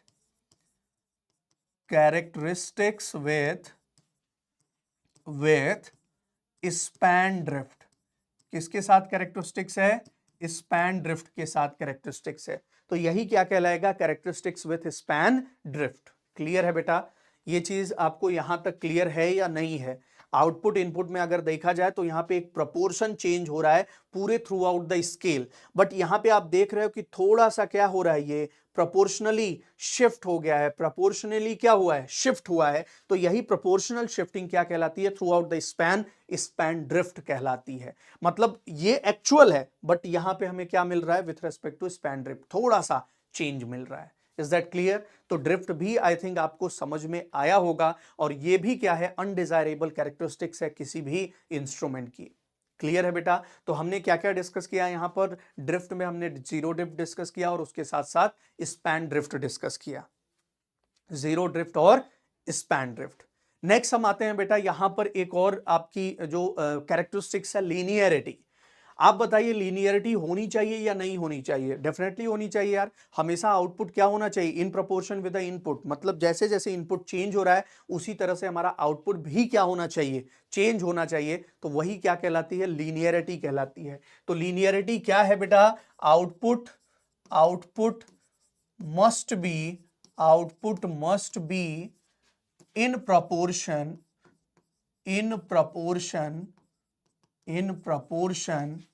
विद इनपुट। जो आउटपुट है वो इनपुट के क्या होना चाहिए, इन प्रोपोर्शन होना चाहिए। यही क्या कहलाएगा, हमेशा आपका लीनियरिटी कहलाता है। तो लीनियरिटी क्या है, जिसमें आउटपुट इनपुट के क्या हो, प्रोपोर्शन हो। ग्राफ कैसा बना सकते हैं, यहां पे देखिए, अगर इसका ग्राफ देखें तो ये हमारा क्या होगा, आउटपुट होगा, और यही क्या है, इनपुट। जैसे जैसे आप इनपुट चेंज करते जाओगे वैसे वैसे आपका आउटपुट भी चेंज होना चाहिए। तो आउटपुट क्या है, प्रोपोर्शनल टू इनपुट है। तो here output is proportional to what, input.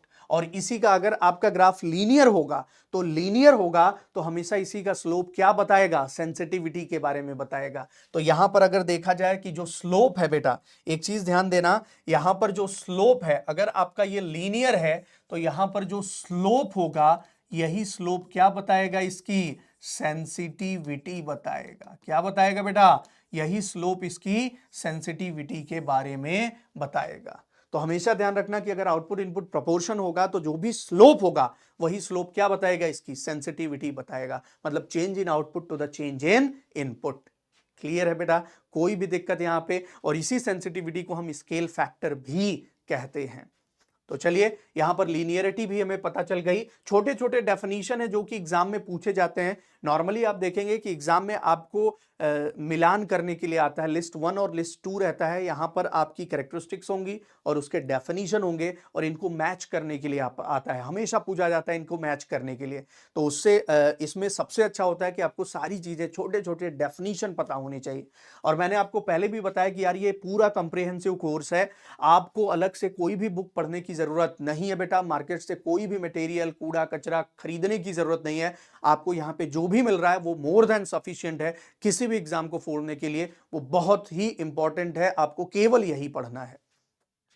Reliability की बात करें तो यहां पे अगर बात करें, कभी कभी होता ना कि सर ये कोर्स हमारे लिए कितना रिलायबल है। तो मैंने बोला ना कि सारे यार एग्जाम में जितने भी चीजें पूछी जाती हैं यहीं से पूछी जाती हैं। तो आपको समझ में आ जाएगा कि यार एग्जामिनेशन पॉइंट ऑफ व्यू से इसकी रिलायबिलिटी क्या है, ज्यादा है। मतलब मैं ये कह रहा हूं कि सारी चीजें यहीं से पूछी जाएंगी, दैट मींस इसकी रिपीटेबिलिटी क्या है, ज्यादा है। तो हम ये कह रहे हैं कि एक स्पेसिफाइड लिमिट में अगर आप क्या कर रहे हैं, रिपीटेबिलिटी को प्रोड्यूस कर पा रहे हैं, दैट मींस आपका इंस्ट्रूमेंट क्या है, रिलायबल है। तो रिलायबिलिटी क्या है, it is the degree to which repeatability continues. मतलब ये वो डिग्री है जिसमें आपकी रिपीटेबिलिटी क्या है। रिपीटेबिलिटी का मतलब क्या है कि एक ही मेजर्ड वैल्यू को बार बार क्या करना, प्रोड्यूस करना by the same instrument with the same observer under the same environmental condition. मतलब सेम इन्वायरमेंटल कंडीशन में सेम ऑब्जर्वर और सेम इंस्ट्रूमेंट के द्वारा आप क्या कर रहे हैं, बार बार वही रीडिंग अगर शो कर रहे हैं, देन वो है, अगर वो कॉन्टिन्यूस है with in the specified limit, उस पर्टिकुलर स्पेसिफाइड लिमिट में अगर ये कॉन्टिन्यूस है, तो इसका मतलब इंस्ट्रूमेंट आपका क्या है, रिलायबल है। और ये प्रॉपर्टी क्या कहलाती है, रिलायबिलिटी कहलाती है। मतलब आप ये मुझे से पूछ सकते हो यार कि सर आप जो पढ़ा रहे हो वो एग्जामिनेशन पॉइंट ऑफ व्यू से कितना रिलायबल है। तो मैंने ये बोला कि यार एग्जामिनेशन पॉइंट ऑफ व्यू से देखा जाए तो सारी की सारी चीजें बार बार आप जब भी एग्जाम देने जाओगे तो मेरे नोट से ही आएंगी। मतलब यहां पर जो स्पेसिफाइड लिमिट्स है, मतलब वो एग्जाम देना, और वो एग्जाम जब भी आप दोगे तो उसकी रिपीटेबिलिटी मेरे नोट से ही क्वेश्चन आएंगे, इसकी कंटिन्यू रहेगी। इसका मतलब यही क्या है, रिलायबिलिटी है। तो ध्यान रखना है कि अगर इंस्ट्रूमेंट भी अपने एक स्पेसिफाइड लिमिट में, एक लिमिट में क्या है, बार बार अपनी रिपीटेबिलिटी को कंटिन्यू कर रहा है, उसकी जो रिपीट करने की एबिलिटी है उसको लगातार कर रहा है, इसका मतलब इंस्ट्रूमेंट क्या है, रिलायबल है। और हमेशा हम चाहते हैं कि हमारा इंस्ट्रूमेंट ज्यादा से ज्यादा रिलायबल हो। हमेशा आप चाहते होगे कि सर जो भी पढ़ा एग्जाम में वो ज्यादा से ज्यादा पूछा जाए, सर के नोट्स में भी क्वेश्चन की रिपीटेबिलिटी एग्जाम में सेम होनी चाहिए, उसकी भी रिलायबिलिटी हाई होनी चाहिए। तो इंस्ट्रूमेंट हमेशा रिलायबल होना चाहिए। डिजायरेबल है या अनडिजायरेबल, डिजायरेबल प्रॉपर्टीज है रिलायबिलिटी। लीनियरिटी डिजायरेबल है या अनडिजायरेबल, ये हमेशा डिजायरेबल प्रॉपर्टीज है। लेकिन इसके पहले जो हमने डिस्कस किया, drift, dead zone, dead time, hysteresis, ये सारे के सारे क्या हैं, अनडिजायरेबल प्रॉपर्टीज हैं। क्लियर है? तो ये सारी चीजें हम स्टैटिक कैरेक्टरिस्टिक्स के बारे में ही डिस्कशन कर रहे हैं, मतलब ये मान के कर रहे हैं कि हमारा जो पैरामीटर है वो टाइम के रेस्पेक्ट में चेंज नहीं हो रहा। क्लियर है? तो रिलायबिलिटी क्या है? It refers to the degree which repeatability continues to remain within the specified limit. ये वो डिग्री रिप्रेजेंट करता है रिपीटेबिलिटी की जिसमें स्पेसिफाइड लिमिट में आपका रिपीटेबिलिटी हमेशा क्या हो, कंटिन्यू हो, बनी रहे। क्लियर है? तो चलिए आते हैं नेक्स्ट बहुत ही इंटरेस्टेड और इंपॉर्टेंट टॉपिक पे। ये टॉपिक आपके एग्जामिनेशन पॉइंट ऑफ व्यू से बेटा बहुत ज्यादा इंपॉर्टेंट है, वेरी इंपॉर्टेंट, ध्यान रखना है, ये बहुत इंपॉर्टेंट है और एग्जाम में 1 नंबर का पूछा ही जाएगा। तो एग्जाम में 1 नंबर का पूछा ही जाएगा और एग्जामिनेशन पॉइंट ऑफ व्यू से बहुत इंपॉर्टेंट है, ध्यान से समझना है। हम बात कर रहे हैं टाइप्स ऑफ स्टैटिक एरर कि स्टैटिक एरर के क्या क्या टाइप्स हो सकते हैं यार। तो अगर हम बात करें कि कोई भी स्टैटिक एरर है तो इसके बेसिकली 3 टाइप्स हैं। कौन कौन से? पहला ग्रॉस एरर है, दूसरा सिस्टमैटिक एरर है और तीसरा रैंडम एरर है। मतलब स्टैटिक एरर को अगर देखा जाए तो हमने क्लासिफाई कर दिया है 3 पार्ट में। कौन कौन से? अगर यहां पे देखें, पहला जिसको हम बोलते हैं ग्रॉस एरर, दूसरा सिस्टमैटिक एरर, सिस्टमैटिक एरर, और यहां पे तीसरा हम देखेंगे जिसको हम बोलते हैं रैंडम या एक्सीडेंटल एरर, रैंडम एरर या एक्सीडेंटल एरर। तो यहां पे स्टैटिक एरर को 3 पार्ट में हमने क्लासिफाई किया बेटा। कौन कौन से? ग्रॉस एरर, सिस्टमैटिक एरर और उसके साथ साथ रैंडम एरर। यहां पर सिस्टमैटिक एरर का देखें, अगेन हमने फर्दर क्लासिफिकेशन कर दिया है 3 पार्ट में। कौन कौन से? पहला अगर देखा जाए तो इंस्ट्रूमेंटल एरर, दूसरा अगर देखें तो ऑब्जर्वेशनल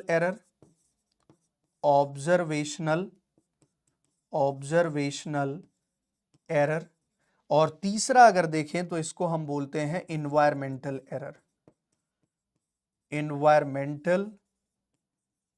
एरर। तो ये 3 तरह के आपके सिस्टमैटिक एरर हो गए। कौन कौन से? इंस्ट्रूमेंटल एरर, दूसरा ऑब्जर्वेशनल एरर और तीसरा क्या है, इन्वायरमेंटल एरर।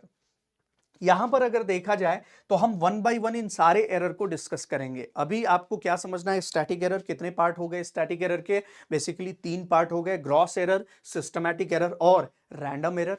सिस्टमैटिक एरर को कितने पार्ट में क्लासिफाई किया? फर्दर 3 पार्ट में, इंस्ट्रूमेंटल एरर, ऑब्जर्वेशनल एरर और एनवायरमेंटल एरर। और फाइनली यहां पे आपका क्या है, रैंडम एरर, या इसी को हम बोलते हैं हमेशा एक्सीडेंटल एरर। तो आते हैं, सबसे पहले यहां पर हम बात करेंगे ग्रॉस एरर की। तो हम देखते हैं ग्रॉस एरर क्या है। यहां पर ध्यान दीजिए, सबसे पहले हम बात करेंगे ग्रॉस एरर की। पहला कौन सा एरर है बेटा? Gross error. ध्यान देना यहां पे, ग्रॉस एरर क्या है? Error due to human mistake, मतलब ह्यूमन मिस्टेक के कारण या जो भी ह्यूमन के कारण जो भी आपका अनसर्टेनिटी आ रहा है, जो भी एरर प्रोड्यूस हो रहा है, वही क्या कहलाएगा? हमेशा ग्रॉस एरर कहलाता है। तो ग्रॉस एरर क्या है? वो एरर है जो ह्यूमन की गलतियों के कारण होता है, मानव गलतियों के कारण होता है, ह्यूमन मिस्टेक के कारण होता है। ये क्या कहलाएगा? Gross error. फॉर एग्जाम्पल, जैसे आप इंस्ट्रूमेंट की मिस रीडिंग कर लो, इंस्ट्रूमेंट शो कितना कर रहा है, 10 एम्पियर, आपने कितना ले लिया, 9 एम्पियर। तो गलती किसकी है बेटा? यहां पर गलती इंस्ट्रूमेंट की नहीं है, यहां पर ह्यूमन की है, तो इसलिए ये क्या कहलाएगा? ग्रॉस एरर कहलाएगा। रॉन्ग कैलकुलेशन हो सकता है ग्रॉस एरर का पार्ट, बिकॉज यहां पे भी ह्यूमन मिस्टेक आएगा। 2 + 2 आपको जोड़ना है तो आपने 5 कर दिया, जबकि होगा कितना, 4। तो गलती इंस्ट्रूमेंट की नहीं है, गलती ह्यूमन की है। तो मिस रीडिंग आप कर रहे हो या रॉन्ग कैलकुलेशन कर रहे हो। तीसरा अगर देखा जाए कि आप क्या कर रहे हो, अमीटर को कनेक्ट कर रहे हो किसी सर्किट में करंट को मेजर करने के लिए। नॉर्मली आप सीरीज में कनेक्ट करते हो अमीटर को, अब आपने कनेक्शन को लूज कर दिया। और जैसे ही आपने कनेक्शन को लूज कर दिया तो अमीटर में कोई भी पॉइंटर में डिफ्लेक्शन नहीं शो हो रहा, मतलब आप क्या समझोगे कि इसमें जीरो करंट आ रहा है, लेकिन ऐसा नहीं है। ये गलती किसकी है बेटा? ये गलती आपकी है, ह्यूमन मिस्टेक है। इसलिए लूज कनेक्शन वगैरह के कारण जो एरर आ रहे हैं ये भी ह्यूमन मिस्टेक है, ये ग्रॉस एरर है। और हमेशा ध्यान रखना कि ग्रॉस एरर कभी भी कॉमन नहीं होता है, ये हमेशा वेरिएबल होता है, मतलब अलग अलग ऑब्जर्वर के लिए अलग अलग ग्रॉस एरर आएगा। आपको अगर किसी सर्किट में करंट मेजर करने के लिए दिया जाए, आप लूज कनेक्शन कर देते हो और आपका रीडिंग जीरो आ गया, तो ऐसा जरूरी नहीं है कि अब दूसरा ऑब्जर्वर भी आएगा तो वो भी लूज कनेक्शन करेगा, तीसरा आएगा वो भी लूज कनेक्शन करेगा। मतलब यहां पर आप देख रहे हो कि अलग अलग ऑब्जर्वर के लिए अलग अलग आपके एरर हैं। तो हम ये कह सकते हैं कि gross error is not common for all observer, it is a variable error.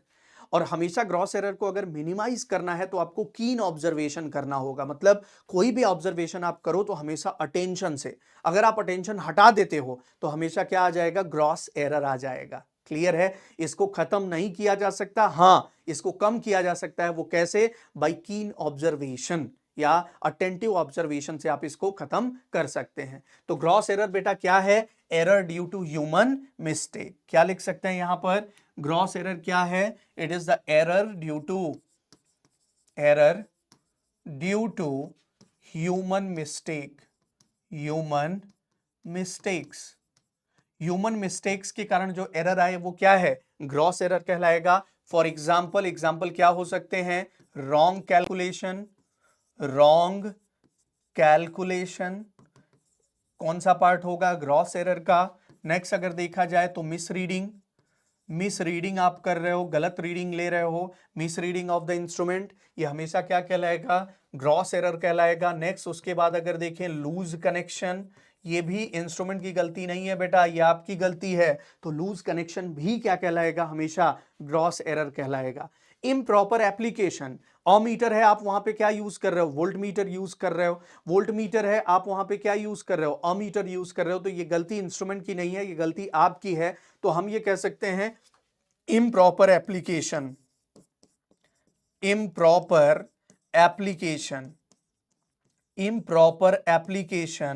Of instrument का अगर आप इम्प्रॉपर एप्लीकेशन करते हो तो ये भी क्या कहलाएगा? हमेशा ग्रॉस एरर की कैटेगरी में आएगा। तो ये सारे के सारे क्या हैं? आपके ग्रॉस एरर के एग्जांपल हैं। ये किसके कारण हो रहे हैं? ड्यू टू ह्यूमन मिस्टेक्स हो रहे हैं। मिस रीडिंग, मिस कैलकुलेशन या wrong calculation, loose connection, improper application of the instrument, then ये हमेशा क्या कहलाएगा? या आप किसी भी इंस्ट्रूमेंट का रॉन्ग मैनर में एप्लीकेशन करते हो, wrong manner, application of the instrument in a wrong manner, गलत तरीके से, गलत ढंग से आप इंस्ट्रूमेंट को इस्तेमाल करते हो, ये सारे के सारे ह्यूमन मिस्टेक हैं, इसीलिए ये क्या आएंगे? ग्रॉस एरर की कैटेगरी में आएंगे। दूसरा इंपॉर्टेंट पॉइंट ये आपको ध्यान में रखना होगा कि ग्रॉस एरर में ये कभी भी आपका कॉमन नहीं होगा, this error will not be common. तो it is gross error is variable. कौन सा एरर है ये? वेरिएबल है। That is it is not common, it is not, gross error is variable. हम ये बोल सकते हैं, इसका मतलब क्या है? It is not common for all observer. सारे ऑब्जर्वर के लिए बेटा क्या है? ये कॉमन नहीं है। अलग अलग ऑब्जर्वर के लिए ये हमेशा क्या होगा? अलग अलग होगा। It is variable for all observer, it is not common for all observer. सभी ऑब्जर्वर के लिए ये कॉमन नहीं होगा। और अगर कॉमन नहीं है दैट मींस ये कौन सा एरर है? वेरिएबल एरर है। तो ग्रॉस एरर वेरिएबल एरर है। कैसे इसे एलिमिनेट किया जा सकता है? तो एलिमिनेट करने के लिए, या to reduce the gross error, to reduce the gross error always take measurement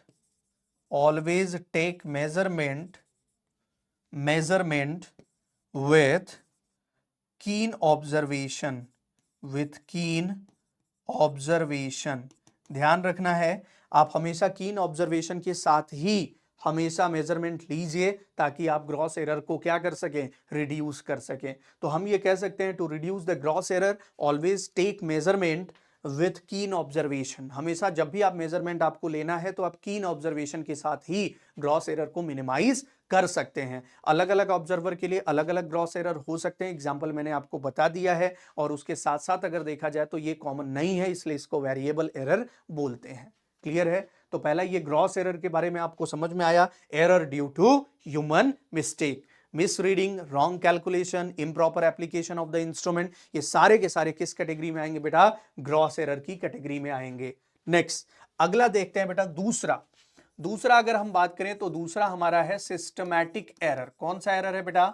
systematic error. साथ साथ लिखते चलना है यार, कौन सा एरर है? Systematic error.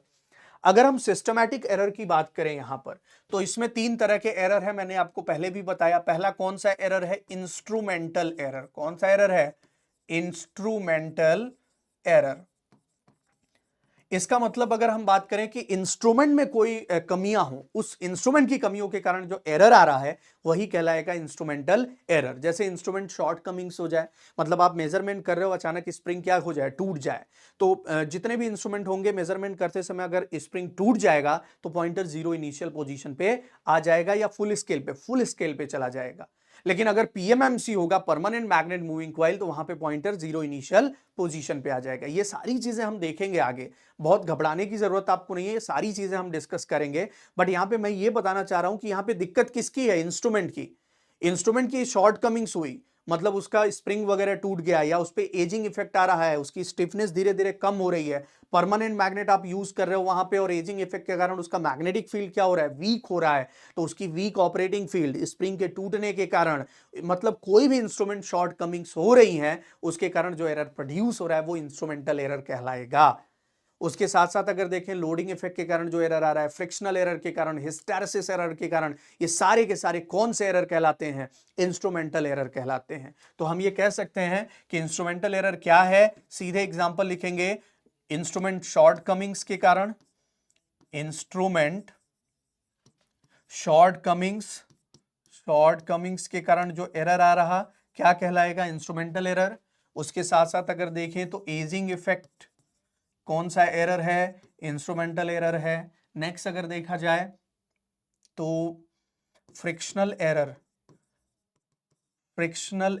बिकॉज ये फ्रिक्शनल एरर मिनिमाइज हो सकता है, खत्म नहीं हो सकता बेटा, और ये इंस्ट्रूमेंट के कारण ही होता है, यहां पर कोई ह्यूमन इन्वॉल्वमेंट नहीं है, तो इसलिए हम ये ग्रॉस एरर की कैटेगरी में नहीं ले सकते। फ्रिक्शनल एरर, हिस्टैरिसीस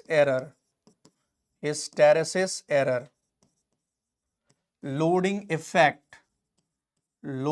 इफेक्ट, या हम ये बोल सकते हैं इंस्ट्रूमेंट शॉर्ट कमिंग्स का मतलब क्या है? Worn part of the instrument, मतलब किसी भी इंस्ट्रूमेंट का जो है टूटा फूटा part, worn parts of the instrument, ये आपके पार्ट्स ऑफ इंस्ट्रूमेंट, ये आपके इंस्ट्रूमेंट शॉर्ट कमिंग्स में आ जाते हैं बेटा। तो अलग से लिखने की जरूरत नहीं थी, बट समझने के लिए मैंने आपको यहाँ पे लिख दिया कि इंस्ट्रूमेंट शॉर्ट कमिंग्स के कारण या worn part of the instrument या defective part of the instrument, ageing effect, frictional error, hysteresis error, loading effect, इन सब के कारण जो एरर आ रहा है ये हमेशा इंस्ट्रूमेंटल एरर कहलाएगा। ये कमियां किसकी हैं? इंस्ट्रूमेंट की कमियां हैं। तो कौन सा एरर कहलाता है? Instrumental error. और ये ध्यान रखना है कि ये एरर जो है, कोई भी मेजरमेंट करे, आप किसी भी ऑब्जर्वर को उठा के लेके आओ, आप किसी से भी मेजरमेंट करा लो, ये एरर हमेशा कॉमन होंगे। ये सेम एरर क्या करेगा? प्रोड्यूस करेगा। तो हम ये कह सकते हैं कि सिस्टमैटिक एरर हमेशा क्या होते हैं? This is common. Systematic error क्या होते हैं? हमेशा ध्यान रखना है, सिस्टमैटिक एरर हमेशा कॉमन होते हैं for all observer, common for all observer, ध्यान रखना है, this is always common for all observer, common for all observer. सारे ऑब्जर्वर के लिए ये हमेशा क्या होता है? कॉमन होता है सिस्टमैटिक एरर। क्योंकि अगर यार इंस्ट्रूमेंट की शॉर्ट कमिंग्स हो जाए तो आप किसी को भी बैठा लो वहां पे, इंस्ट्रूमेंट का स्प्रिंग टूट जाए तो क्या कोई दूसरा बंदा अगर बैठा हो देन वो क्या सही रीडिंग शो करा देगा? नहीं, आपका स्प्रिंग टूट गया तो स्प्रिंग को बदलने की जरूरत है, न कि ऑब्जर्वर को बदलने की जरूरत है। तो हमेशा इंस्ट्रूमेंट शॉर्ट कमिंग्स या ये जितने भी आपके लोडिंग इफेक्ट, हिस्टैरिसीस एरर हैं, ये सिस्टमैटिक एरर के ही पार्ट हैं या इंस्ट्रूमेंटल एरर के पार्ट हैं, और ये हमेशा कॉमन रहेंगे फॉर ऑल ऑब्जर्वर। तो ध्यान रखना है, systematic error is always common for all observer. अगला देखते हैं दूसरा। इसमें सेकंड बेटा हमने देखा ऑब्जर्वेशनल एरर क्या है। ऑब्जर्वेशनल एरर को समझते हैं। Observational error. ऑब्जर्वेशनल एरर नाम से ही पता चल रहा है कि ऑब्जर्व करते समय जो एरर प्रोड्यूस हो रहा है वो क्या कहलाएगा, ऑब्जर्वेशनल एरर। जैसे आप देखते हो कि यहां पर आपका क्या है, स्केल है इंस्ट्रूमेंट का, ठीक है। ये इंस्ट्रूमेंट का क्या होगा, आप देखोगे कि इंस्ट्रूमेंट का क्या रहता है, स्केल रहता है। इस स्केल के ऊपर आप देखोगे मिरर लगा होता है, मतलब नीचे स्केल है और उसके ऊपर क्या रखते हैं, मिरर रखते हैं। और जब भी आप क्या करोगे, डिफरेंट डिफरेंट एंगल से आप ऑब्जर्वेशन करोगे तो हमेशा क्या होगा कि वो पॉइंटर का कुछ एक शैडो बनता है। मतलब एक्चुअल में अगर देखा जाए तो यहां पर मान लो 3 एम्पियर है और ये एक्चुअल है, ये क्या है बेटा, ये एक्चुअल है, ओरिजिनल। लेकिन यहां पर ये ओरिजिनल 3 एम्पियर पे है आपका पॉइंटर, किस पे है, ओरिजिनल 3 एम्पियर पे है। लेकिन हुआ क्या, यहां पर आप सपोज लेफ्ट साइड से देख रहे हो, अगर लेफ्ट साइड से देख रहे हो तो इसका शैडो कहां बनेगा, इसका शैडो आपके राइट साइड पे बनता है। शैडो कहां बनेगा, राइट साइड पे। दैट मींस आप यहां पे 3 पॉइंट समथिंग रीडिंग लोगे या नहीं, आपने रीडिंग ले लिया 3.2, तो ये कौन सा एरर कहलाएगा, ये हमेशा ऑब्जर्वेशनल एरर कहलाएगा। मींस हमारे ऑब्जर्वेशन के कारण, आप किसी को भी बैठा लो, ऑब्जर्वेशन जब भी आप करोगे तो लेफ्ट से करोगे तो शैडो आपको राइट मिलेगा, अगर आप इसको राइट से करते हो तो शैडो किधर मिलेगा, लेफ्ट मिलेगा। दैट मींस हमेशा क्या है कि पॉइंटर के शैडो के कारण जब भी आप ऑब्जर्वेशन करते हैं तो उसके कारण एक एरर प्रोड्यूस हो रहा है, इसी को हम क्या बोलते हैं, ऑब्जर्वेशनल एरर। और यही एरर कहलाएगा एरर ड्यू टू पैरालैक्स। क्या कहलाएगा बेटा, एरर ड्यू टू पैरालैक्स, या इसी को हम बोलते हैं पैरालैक्स एरर। कौन सा एरर कहते हैं, पैरालैक्स एरर या ऑब्जर्वेशनल एरर। ये किसके कारण हो रहा है, पैरालैक्स के कारण। तो जब भी आप क्या करोगे, पॉइंटर को देखोगे, देन उस पॉइंटर को जब भी मिरर से आप देखोगे लेफ्ट साइड से तो राइट साइड शैडो बनेगा, राइट साइड से देखोगे तो लेफ्ट साइड शैडो बनेगा, जिसके कारण अलग अलग एंगल पे वो पॉइंटर डिफ्लेक्ट हो रहा है अलग अलग। तो हम ये कह सकते हैं कि ये पैरालैक्स के कारण एरर आ रहा है और ये इंस्ट्रूमेंट का एरर है। ये किसका एरर है, इंस्ट्रूमेंट का ही एरर है, पैरालैक्स एरर। और जब भी इस पैरालैक्स एरर को या इस शैडो को आपको रिमूव करना है तो इसको रिमूव करने के लिए हम क्या करेंगे, एक strip between the scale and the mirror insert कर देते हैं।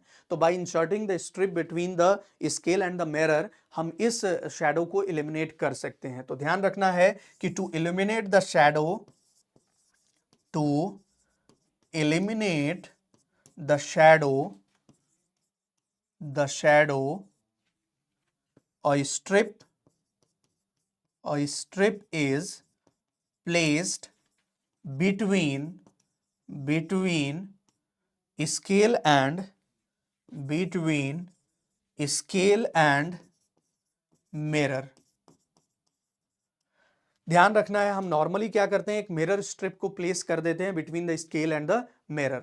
मतलब स्केल और पॉइंटर के बीच में हम क्या करेंगे, एक स्ट्रिप को प्लेस कर देंगे। तो आई थिंक ये सारी चीजें आपको क्लियर हो गई होंगी बेटा, अच्छे से समझ में आया होगा। तो इसको आप नोट कर लेंगे, ये सारी चीजें आप नोट कर लेंगे अच्छे से। तो यहां पर हमने आपको बता दिया कि सिस्टमैटिक एरर क्या है, इसमें कौन कौन से एरर हमने डिस्कस किए। इसमें सबसे पहला हमने डिस्कस किया instrumental error. Instrumental error due to ageing effect है, फ्रिक्शनल एरर है, ऑब्जर्वेशन ऑफ द इंस्ट्रूमेंट है, मतलब due to the instrument observation हमेशा पैरालैक्स आ गया और पैरालैक्स के कारण ऑब्जर्वेशनल एरर आया। और जब भी इस शैडो को हमें क्या करना है, इलिमिनेट करना है, तो पॉइंटर और mirror, the pointer a mirror strip is placed between the scale and the pointer. ध्यान रखना है, ये सारी चीजें बहुत इंपॉर्टेंट है, ये आपको ध्यान में रखनी होगी। तो हम क्या करते हैं, जब भी पैरालैक्स एरर को इलिमिनेट करना है तो टू इलिमिनेट द शैडो और स्ट्रिप, ध्यान रखना मिरर स्ट्रिप प्लेस करते हैं। ध्यान रखना ये क्या है, और mirror strip is placed between, a mirror strip is placed between the scale and pointer, scale and pointer. Clear है, ये हमें ध्यान में रखना है। मतलब जो हमारा स्केल है और जो पॉइंटर है उसी के बीच में हम क्या करते हैं, एक मिरर स्ट्रिप प्लेस कर देते हैं, जिसके कारण शैडो को हम क्या कर सकते हैं, एलिमिनेट कर सकते हैं या पैरालैक्स को मिनिमाइज कर सकते हैं। तो ड्यू टू ऑब्जर्वेशन शैडो आपका आता है, और जब भी शैडो आएगा तो अलग अलग एंगल से अलग अलग आएगा, लेफ्ट से राइट, राइट से लेफ्ट देखने पर आता है। तो इसलिए ये हमेशा अलग अलग ऑब्जर्वर के लिए सेम रहेगा, कॉमन रहेगा। इसको एलिमिनेट करना है तो पहले तो आपको वर्टिकली एकदम देखना होगा, टॉप से देखना होगा, और उसके साथ साथ हम क्या करेंगे, स्केल और पॉइंटर के बीच में एक मिरर स्ट्रिप को प्लेस कर देते हैं। क्लियर है बेटा, ये चीज समझ में आया। तो इंस्ट्रूमेंटल एरर खत्म हुआ, ऑब्जर्वेशनल एरर खत्म हुआ। नेक्स्ट हम आते हैं यहां पर, अगला हम डिस्कस करेंगे नेक्स्ट इन्वायरमेंटल एरर, कौन सा एरर है? थर्ड है आपका इन्वायरमेंटल एरर। नाम से ही पता चल रहा है कि error due to temperature, pressure और ह्यूमिडिटी। तो यहां पे हम बात कर सकते हैं इन्वायरमेंटल एरर की, इन्वायरमेंटल एरर। तो कौन कौन से एरर हैं बेटा यहां पर? एरर ड्यू टू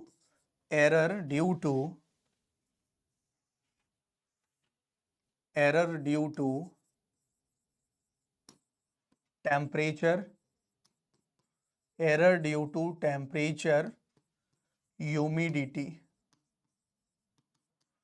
ह्यूमिडिटी और टेम्परेचर के कारण जो एरर प्रोड्यूस हो रहा है यही क्या कहलाएगा? इन्वायरमेंटल एरर कहलाएगा। इसको समझते हैं कैसे? सपोज आप मेजरमेंट कर रहे हो और मेजरमेंट करते समय टेम्परेचर चेंज होने के कारण रेजिस्टेंस क्या हो जा रहा है? बढ़ जा रहा है, जिसके कारण आपकी रीडिंग में हमेशा एरर प्रोड्यूस हो जा रहा है। इसलिए ये कौन सा एरर कहलाएगा बेटा? इन्वायरमेंटल एरर कहलाएगा। और इसको इलिमिनेट करना है तो आप क्या करेंगे? प्रॉपर कंट्रोल्ड कंडीशन लेते हैं, आप प्रॉपर कंट्रोल्ड इन्वायरमेंटल कंडीशन लेते हैं जहां पर टेम्परेचर आपका चेंज होने पर भी आपके इंस्ट्रूमेंट पे कोई खासा प्रभाव उसकी रीडिंग पे ना पड़े। तो ये सारी चीजें आपको ध्यान में रखनी है। ये सारे के सारे कौन से एरर हैं? सिस्टमैटिक एरर के पार्ट हैं। नेक्स्ट, तीसरा एरर अगर हम बात करें तो थर्ड टाइप ऑफ एरर जिसको हमने बोला कौन सा एरर था? रैंडम एरर, या इसी को हम बोलते हैं एक्सीडेंटल एरर। रैंडम एरर या एक्सीडेंटल एरर क्या है बेटा? रैंडम एरर या एक्सीडेंटल एरर, इसका कोई कॉज पता नहीं है, तो हम ये कह सकते हैं कि इसका कॉज इज अननोन। क्या है? इसका कॉज इज अननोन, मतलब इसका रीजन हमें नहीं पता है कि किस कारण आपके रैंडम एरर आ रहे हैं। तो इसका जो रीजन है वो क्या है? अननोन है। दैट मीन्स ये आपका फिक्स नहीं होगा। इमीडिएटली सिस्टम में क्या हो जाता है? प्रोड्यूस हो जाता है और इमीडिएटली सिस्टम से क्या हो सकता है? एलिमिनेट हो सकता है। इसका कोई भी कॉज हमें पता नहीं है। तो ये सिस्टम में क्या होते हैं? रैंडमली प्रोड्यूस होते हैं। It is randomly produced in the measurement। तो नॉर्मली ये एरर जो है वो सिस्टम में रैंडमली प्रोड्यूस होते हैं, इमीडिएटली प्रोड्यूस होते हैं। इसका रीजन या कॉज क्या है? हमेशा अननोन है, ये पता नहीं है। इसलिए हम इसको कौन सा एरर कहते हैं? एक्सीडेंटल एरर कहते हैं। और इस एरर को हम कैसे डिटरमाइन कर सकते हैं या कैसे रिड्यूस कर सकते हैं? हमेशा स्टैटिस्टिकल एनालिसिस के द्वारा हम इस एरर को क्या कर सकते हैं? रिड्यूस कर सकते हैं या मिनिमाइज कर सकते हैं। To minimise this error,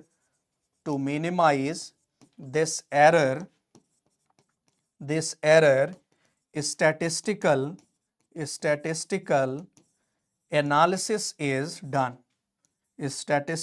analysis is done।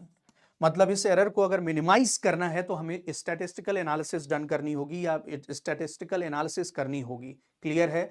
ये चीज आपको समझ में आ गई। तो कौन कौन से एरर हैं? स्टैटिक एरर कैरेक्टरिस्टिक्स में हमने देखा डिफरेंट कैरेक्टरिस्टिक्स। स्टैटिक एरर के टाइप्स में हमने देखा कि 3 तरह के हैं। कौन कौन से? ग्रॉस एरर, सिस्टमैटिक एरर और random error. Gross error due to human mistake है। सिस्टमैटिक एरर में इंस्ट्रूमेंटल एरर, ऑब्जर्वेशनल एरर और इन्वायरमेंटल एरर। फिर हमने देखा रैंडम एरर जो कि एक्सीडेंटल है, इमीडिएटली सिस्टम में प्रोड्यूस हो जाते हैं या वहां से एलिमिनेट हो जाते हैं और इनका कोई भी कॉज पता नहीं होता है, कॉज सारे अननोन है। और अगर हमें इसे मिनिमाइज करना है तो स्टैटिस्टिकल एनालिसिस हमें करनी होती है, जहां पे हम डिफरेंट सेट ऑफ रीडिंग्स लेते हैं, वहां पर स्टैंडर्ड डेविएशन निकालते हैं, मीन निकालते हैं और फाइनली प्रोबेबल एरर को कैलकुलेट करते हैं। तो ये चीजें हम बाद में डिस्कस करेंगे। ये हमारा पार्ट वैसे भी नहीं है। यहां तक हमारा कंप्लीट एरर एनालिसिस से रिलेटेड स्टैटिक कैरेक्टरिस्टिक्स और स्टैटिक एरर के बारे में था। मतलब हम ये मान के चल रहे हैं कि हमारा time is not changing with respect two parameters, मतलब जो भी पैरामीटर्स हैं उनका टाइम जो है चेंज नहीं हो रहा है। क्लियर है? ये सारी की सारी चीजें आपको आई थिंक समझ में आ गई होंगी बेटा। तो नेक्स्ट अब हम देखेंगे लास्ट यहाँ पे पोर्शन है, ये लास्ट पोर्शन हम डिस्कस करेंगे और फिर अपनी क्लास को वाइंड अप कर देंगे। क्लियर है? तो यहां पर देखेंगे dynamic characteristics of the instrument. किसी भी मेजरमेंट सिस्टम की हम डायनामिक कैरेक्टरिस्टिक्स देखेंगे। बेटा यहां डायनामिक कहने का मतलब क्या है? यहां पर with respect to time, varying with respect to time. मतलब आपके जो भी पैरामीटर्स हैं ये क्या कर रहे हैं? टाइम के रेस्पेक्ट में वैरी कर रहे हैं, इसलिए इसको हम क्या बोलते हैं? डायनामिक एरर या डायनामिक कैरेक्टरिस्टिक्स बोलते हैं।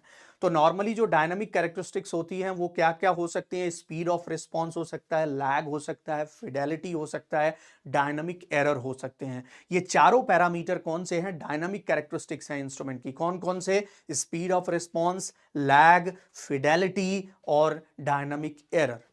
सबसे पहले हम बात करेंगे बेटा स्पीड ऑफ रिस्पॉन्स की। रिस्पॉन्स की स्पीड मतलब आप क्या कर रहे हो कि किसी भी सिस्टम में इनपुट अप्लाई कर रहे हो, देन इनपुट में अप्लाई करने के बाद कितनी स्पीड से आपका पॉइंटर डिफ्लेक्ट होगा, that is called as the speed of response. तो ये ध्यान रखना है, स्पीड ऑफ रिस्पॉन्स क्या है? The speed with which an instrument respond to changes. मतलब जिस स्पीड से इंस्ट्रूमेंट उस चेंज के लिए क्या करता है? रिस्पॉन्ड करता है, that is called as speed of response. मतलब जिस स्पीड से आप, जैसे आपने मुझे कुछ बोला, मैंने तुरंत क्या कर दिया? रिस्पॉन्ड कर दिया। तो जिस स्पीड से आपके क्वेश्चन का मैंने आंसर दिया, that is called as the speed of response. मतलब रिस्पॉन्स की स्पीड क्या है, गति क्या है। तो कोई भी चेंजेस कर रहे हो तो इंस्ट्रूमेंट तुरंत क्या कर रहा है? रिस्पॉन्ड कर रहा है। तो वो क्या है? Speed of response. और हमेशा हम चाहते हैं कि इंस्ट्रूमेंट का जो स्पीड ऑफ रिस्पॉन्स होना चाहिए वो फास्ट होना चाहिए। दैट मीन्स इसमें कोई भी डिले नहीं होना चाहिए। अगर डिले हो गया तो वो क्या कहलाएगा? लैग कहलाएगा। मतलब आपने क्या किया? आपने कोई भी चेंजेस किए और उस चेंजेस के कारण इंस्ट्रूमेंट क्या कर रहा है? कुछ देर बाद रिस्पॉन्ड कर रहा, दैट मीन्स वो क्या कहलाएगा? डिले या लैग कहलाता है। तो आते हैं दूसरा, अगर देखा जाए तो लैग है। लैग का मतलब क्या है बेटा? कि अगर आप मेजर्ड क्वांटिटी में कोई भी चेंज कर रहे हो तो इंस्ट्रूमेंट क्या कर रहा है? डिले प्रोड्यूस कर रहा है अपने रिस्पॉन्स में। तो अगर कोई भी रिस्पॉन्स में डिले हो रहा है due to the changes in the measured quantity, तो ये क्या कहलाएगा? डिले या लैग कहलाता है। तो ध्यान रखना है, स्पीड ऑफ रिस्पॉन्स क्या होता है? मेजर्ड वैल्यू ऑफ क्वांटिटी में आप चेंज कर रहे हो, इंस्ट्रूमेंट रिस्पॉन्ड जो दे रहा है जिस स्पीड से, उसको हम बोलते हैं स्पीड ऑफ रिस्पॉन्स। दूसरा हमने क्या बोला? कि delay in the response of an instrument to the changes in the measured quantity. अगर आप मेजर्ड क्वांटिटी में चेंज कर रहे हैं और उसके रिस्पॉन्स में इंस्ट्रूमेंट क्या कर रहा है? कुछ डिले प्रोड्यूस कर रहा, वही क्या कहलाएगा? लैग। और हम हमेशा चाहते हैं कि हमारे इंस्ट्रूमेंट में डिले ना हो, लैग क्या रहे? कम से कम रहे। तो ये भी कौन सी कैरेक्टरिस्टिक्स है? अनडिजायरेबल डायनामिक कैरेक्टरिस्टिक्स हैं। नेक्स्ट हम बात करते हैं फिडेलिटी का।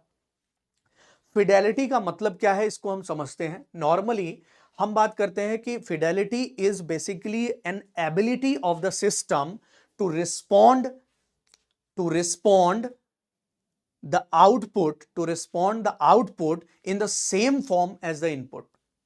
मतलब क्या है? फिडेलिटी का मतलब हमने ये बोला कि it is the ability of the system to respond the output in the same form of the input. मतलब जैसा इनपुट है उसी सेम फॉर्म में अगर आउटपुट भी आ रहा, इसका मतलब हमारे सिस्टम की जो फिडेलिटी है वो हाई है। हम अगर ये बात करें कि हमने साइनोसॉइडल इनपुट दिया, हमें आउटपुट भी प्योर साइनोसॉइडल मिला और वहां पर कोई भी फेज डिफरेंस नहीं है और कोई भी मैग्नीट्यूड में चेंज नहीं है, देन हम ये कह सकते हैं कि हमारा इंस्ट्रूमेंट 100% इसकी क्या है? फिडेलिटी है। मतलब अगर जिस फॉर्म में आपने इनपुट दिया, अगर सेम फॉर्म में आपको आउटपुट मिले, आपने ट्रायंगुलर इनपुट दिया, ट्रायंगुलर आउटपुट, आपने स्क्वायर इनपुट दिया, स्क्वायर आउटपुट मिल रहा है, दैट मीन सेम फॉर्म में आप आउटपुट को क्या कर रहे हो? गेट कर रहे हो, और बिना कोई फेज डिफरेंस के, तो हम ये कह सकते हैं कि हमारा जो इंस्ट्रूमेंट है उसकी फिडेलिटी 100% है। लेकिन बेटा ऐसा कोई भी इंस्ट्रूमेंट अभी डिजाइन नहीं किया गया है जिसकी फिडेलिटी 100% हो जाए। मतलब कि आप इनपुट जब भी अप्लाई करोगे तो आउटपुट में कुछ ना कुछ फेज डिफरेंस तो रहेगा ही रहेगा, कहीं लैग कर सकता है, कुछ चेंजेस होंगे यहां पर। तो हमेशा ये ध्यान रखना है कि फिडेलिटी क्या होगी? 100% नहीं हो सकती, बट इसको हमें क्या करना है? हाई रखना है, ताकि इनपुट जैसा फॉर्म का हो आउटपुट भी उसी फॉर्म का मिले। तो फिडेलिटी क्या है? फिडेलिटी का मतलब है कि जिस तरह का इनपुट हो उस तरह का सेम फॉर्म का आपको क्या मिले? आउटपुट मिले, वो क्या कहलाएगी? फिडेलिटी कहलाएगी। क्लियर है? तो यही मैंने लिखा है कि the ability of the system to reproduce the output in the same form as input. मतलब आउटपुट को सेम फॉर्म, इनपुट के ही फॉर्म में रिप्रोड्यूस अगर करने की एबिलिटी है तो वो क्या कहलाएगी? फिडेलिटी कहलाएगी। जिस तरह से मैं आपको बता रहा हूं, अगर आप यही समझ के सेम इसी तरह से बता दें तो इसका मतलब आपकी फिडेलिटी हाई है। आप क्या कर रहे हो? आउटपुट को सेम इनपुट की तरह ही रिप्रोड्यूस कर पा रहे हो, तो यही क्या कहलाएगी? फिडेलिटी कहलाती है। क्लियर है? तो यहां तक चीजें आपको समझ में आ गई होंगी। नेक्स्ट, अगला हम बात करेंगे डायनामिक एरर का। डायनामिक एरर क्या है? It is basically a difference between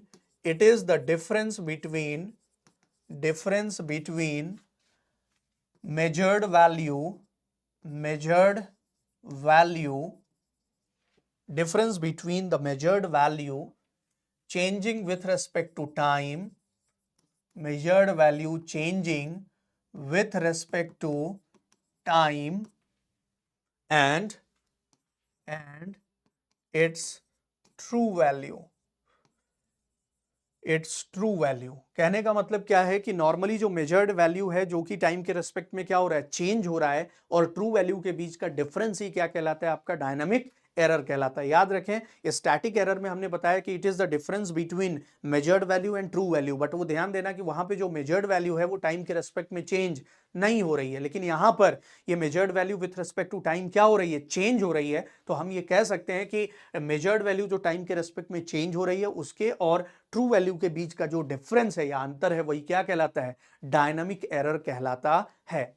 ये ध्यान रखना है कि डायनामिक एरर जो होता है, डायनामिक एरर अगर हम बात करें कि ओवरऑल जो डायनामिक एरर होगा बेटा, वो डायनामिक एरर किसके बराबर होगा, that is equals to error due to, that is equals to error due to lag plus error due to fidelity. कहने का मतलब कि नॉर्मली जो फिडेलिटी और एरर ड्यू टू लैग के कारण कंप्लीट जो कंबाइन एरर है वही क्या कहलाएगा, आपका ओवरऑल डायनामिक एरर। तो लैग के कारण, उसके साथ साथ फिडेलिटी के कारण जो कंबाइंड, फिडेलिटी के कारण जो फेज शिफ्ट आ रहा है, या फिडेलिटी के कारण जो फिडेलिटी कम होने के कारण जो फेज शिफ्ट वगैरह आ रहा है, देन यही ओवरऑल कॉम्बिनेशन क्या कहलाएगा, ओवरऑल कॉम्बिनेशन हमेशा क्या कहलाता है, आपका डायनामिक एरर होता है। तो इसको नोट करने की जरूरत नहीं है, बट इतना आपको ध्यान में रखना होगा, इसको नोट करने की बेटा जरूरत नहीं है, बट इतना आपको ध्यान में रखना होगा कि difference between measured value changing with respect to time और ट्रू वैल्यू यही क्या कहलाएगा, आपका डायनामिक एरर कहलाएगा। फिडेलिटी के टर्म में ये ध्यान रखना है कि यहां पर हम डायनामिक एरर को क्या रख रहे हैं, जीरो रख रहे हैं, without any dynamic error. It is the ability of the system to reproduce the output in the same form as input without any dynamic error. ध्यान रखना है, this is without any dynamic error, बिना कोई dynamic error को consider किए हुए हम बात कर रहे हैं। तो जब भी आप देखेंगे तो ये हमेशा without at zero dynamic error ही हम इसकी बात करेंगे। क्लियर है, ये आपको ध्यान में रखना है। तो फिडेलिटी भी हमने आपको डिस्कस कर ली और डायनामिक एरर को भी हमने डिस्कस किया। तो अब बेटा आते हैं कुछ क्वेश्चंस पे, एक दो क्वेश्चन सॉल्व करेंगे और फिर आज के लिए आपसे विदा ले लेंगे। मिलते हैं उसको अगली क्लास में एक नए उत्साह और एक नए जोश के साथ। तो आज का क्वेश्चन बस यही दो क्वेश्चन हम करेंगे और मोस्टली ये क्वेश्चन आप ही को करना है। क्वेश्चन कह रहा है which one of the following statement is correct. बेटा इसमें से बताना है कि कौन सा स्टेटमेंट जो है वो करेक्ट है। कह रहा है the application of the instrument in a wrong manner, मतलब इंस्ट्रूमेंट का जो एप्लीकेशन आप कर रहे हो वो किस मैनर में कर रहे हो, रॉन्ग मैनर में। तो रॉन्ग मैनर में अगर आप करोगे तो गलती किसकी है यार, ये ह्यूमन मिस्टेक है। और अगर ह्यूमन मिस्टेक है तो ये कौन सा एरर आएगा, ये हमेशा ग्रॉस एरर में आएगा। ध्यान रखना ये कौन से एरर में आएगा, ग्रॉस एरर में, क्योंकि आप रॉन्ग मैनर में कर रहे हो। आपको क्या करना है, आपको अमीटर यूज करना है करंट मेजरमेंट के लिए और सीरीज में जोड़ना है। आपने अमीटर को पैरेलल में जोड़ रहे हैं, इसका मतलब ये रॉन्ग मैनर में आप इंस्ट्रूमेंट का यूज कर रहे हो और ये कौन सा एरर कहलाएगा, ग्रॉस एरर कहलाएगा। क्लियर है। आते हैं अगला क्वेश्चन, यहां पर सिस्टमैटिक एरर नहीं है, रैंडम एरर नहीं है, इंस्ट्रूमेंट एरर नहीं है। Next question, consider the following. नीचे दिए हुए कथन को कंसीडर करना है भाई। यहां पर कह रहा है कि ह्यूमन एरर, ह्यूमन एरर कौन से एरर हैं बेटा, ह्यूमन एरर है ग्रॉस एरर। कौन से एरर हैं, ह्यूमन एरर ग्रॉस एरर कहलाते हैं। Next, improper application of the instrument, instrument का इम्प्रॉपर एप्लीकेशन, ये भी कौन सा एरर है, ये भी आपका ग्रॉस एरर कहलाता है। इम्प्रॉपर एप्लीकेशन अगर इंस्ट्रूमेंट का कर रहे हो इसका मतलब कौन सा एरर है, gross error. Error due to the effect of environment, environment के इफेक्ट के कारण जो एरर आता है उसको हम बोलते हैं एनवायरमेंटल एरर। कौन सा एरर कहते हैं, एनवायरमेंटल एरर कहते हैं। नेक्स्ट अगर हम बात करें error due to one part of the instrument, instrument में डिफेक्टिव पार्ट आ जाए, टूटा फूटा पार्ट है, जैसे वीक ऑपरेटिंग फील्ड आ जाए या आपका स्प्रिंग ब्रोकन हो जाए, देन उस टाइम पे जो एरर आता है इसको हम बोलते हैं इंस्ट्रूमेंटल एरर। कौन सा एरर है बेटा, ये इंस्ट्रूमेंटल एरर। और आपको ये पता है कि चाहे वो इंस्ट्रूमेंटल एरर हो या वो इन्वायरमेंटल एरर हो, ये दोनों किसके पार्ट हैं? ये दोनों सिस्टमैटिक एरर के पार्ट हैं। किसके पार्ट हैं बेटा? सिस्टमैटिक एरर के ही पार्ट हैं, और ये हमेशा कॉमन रहते हैं फॉर ऑल ऑब्जर्वर। तो यहां पर हम बात कर सकते हैं कि which of the above come under the type of systematic error. तो कौन कौन सा सिस्टमैटिक एरर है? पहला और दूसरा ये दोनों कौन कौन से एरर है भाई? Gross error. लेकिन तीसरा और चौथा कौन से एरर है? सिस्टमैटिक एरर है। तो यहां पर हम बोल सकते हैं कि तीसरा और चौथा ऑप्शन सी करेक्ट है, जो कि सिस्टमैटिक एरर की कैटेगरी में आएगा। तो बेटा आज के लिए इतना ही। आज की क्लासेस में अगर देखा जाए तो हमने क्या क्या चीजें डिस्कस की, समराइज करें अगर इस क्लास को, तो हमने आज डिस्कस किया अनडिजायरेबल कैरेक्टरिस्टिक्स के बारे में, जहां पे हमने देखा हिस्टैरिसीस एरर क्या है। हिस्टैरिसीस एरर में अगर देखा जाए तो इंस्ट्रूमेंट क्या कर रहा है? डिफरेंट रीडिंग शो कर रहा है for the same value of input. Different reading show कर रहा for the same value of input. क्या कहलाएगा? हिस्टैरिसीस एरर कहलाएगा। असेंडिंग वैल्यू उसके लिए एक्चुअल से कम, डिसेंडिंग वैल्यू उसके लिए एक्चुअल से ज्यादा। फिर हमने डिस्कस किया थ्रेशोल्ड। थ्रेशोल्ड में बेटा हमने क्या डिस्कस किया कि वो मिनिमम थ्रेशोल्ड, वो मिनिमम इनपुट जिस पर एक आपके मेजरेबल आउटपुट सिस्टम प्रोड्यूस करे, वो क्या कहलाता है? थ्रेशोल्ड कहलाता है। यही डेड जोन की बाउंड्री का सबसे ऊपर वाला पार्ट है। नेक्स्ट हमने डिस्कस किया ड्रिफ्ट। ड्रिफ्ट के बारे में बेटा हमने डिस्कस किया कि दो तरह के ड्रिफ्ट होते हैं, जीरो ड्रिफ्ट और स्पैन ड्रिफ्ट। जीरो ड्रिफ्ट में एक परमानेंट सेट के कारण ग्रेजुअली शिफ्ट हो जाता है। स्पैन ड्रिफ्ट में आउटपुट प्रोपोर्शनली क्या करता है? वो all along the scale shift हो जाता है। नेक्स्ट हमने डिस्कस किया यहीं पर डेड टाइम। क्या डिस्कस किया बेटा? डेड टाइम और डेड जोन के बारे में। Dead time and dead zone. हमेशा हमने बोला कि पॉइंटर का कुछ ना कुछ इनर्शिया होगा, और उस इनर्शिया के कारण pointer will take some time to respond from zero initial position. Then यही टाइम क्या कहलाएगा? डेड टाइम कहलाएगा। डेड जोन क्या है? वो पोर्शन है जहां तक आपका आप इनपुट में कितना भी चेंज कर लो, आउटपुट प्रोड्यूस नहीं होता है, जीरो आउटपुट रहता है, वही क्या कहलाएगा? हमेशा डेड जोन कहलाता है। और मतलब थ्रेशोल्ड के पहले तक सारी की सारी चीजें डेड जोन रहेंगी। नेक्स्ट इसी में हमने डिस्कस किया डायनामिक कैरेक्टरिस्टिक्स के बारे में, उसके साथ साथ कुछ डिजायरेबल थी। लीनियरिटी के बारे में डिस्कस किया, output must be proportional to the input. Reliability के बारे में डिस्कस किया कि उस स्पेसिफाइड लिमिट में रिलायबिलिटी, उस स्पेसिफाइड लिमिट में क्या होगा? बार बार रिपीटेबिलिटी प्रोड्यूस करेगी within the specified limit, और degree of producing the repeatability is called as reliability of the instrument. Next हमने डिस्कस किया डायनामिक कैरेक्टरिस्टिक्स के बारे में। डायनामिक कैरेक्टरिस्टिक्स के बारे में हमने यहां पर डिस्कस किया लैग क्या होता है, स्पीड ऑफ रिस्पॉन्स क्या होता है। स्पीड ऑफ रिस्पॉन्स हमने डिस्कस किया। बेटा रिस्पॉन्स जितनी देर में कर रहा है, जितनी स्पीड से कर रहा है, वो स्पीड ऑफ रिस्पॉन्स है। अगर रिस्पॉन्ड मतलब मेजर्ड क्वांटिटी में आप चेंज कर रहे हैं, उसमें कुछ टाइम प्रोड्यूस कर रहा है, कुछ डिले प्रोड्यूस कर रहा है, वही क्या कहलाएगा? लैग कहलाएगा। फिर हमने फिडेलिटी के बारे में डिस्कस किया। फिडेलिटी नॉर्मली वो एबिलिटी है जिसके कारण जो भी इंस्ट्रूमेंट है वो सेम इनपुट फॉर्म में ही आउटपुट को क्या कर रहा है? प्रोड्यूस कर रहा है या रिप्रोड्यूस कर रहा है, वो क्या कहलाएगी? फिडेलिटी कहलाएगी। और नेक्स्ट उसके बाद हमने डायनामिक एरर के बारे में डिस्कस किया। तो आज की क्लास में हमने कंप्लीट डायनामिक एरर, उसके साथ साथ अनडिजायरेबल कैरेक्टरिस्टिक्स और कुछ डिजायरेबल कैरेक्टरिस्टिक्स इंस्ट्रूमेंट की डिस्कस की हैं। तो आप इन सबको याद करिए। छोटे छोटे डेफिनेशन है, थोड़ा सा थ्योरेटिकल पोर्शन है, तो आप इसको याद करते रहिए, पढ़ते रहिए और आगे बढ़ते रहिए बेटा। और किसी भी एग्जाम को फोड़ने के लिए हमेशा तैयार रहिए, और मैं हमेशा आप लोगों के साथ हूं। कोई भी दिक्कत हो आप जरूर बोलिए। तब तक के लिए बहुत बहुत धन्यवाद, बहुत बहुत शुक्रिया आप लोगों का इतनी देर तक मुझे सुनने के लिए।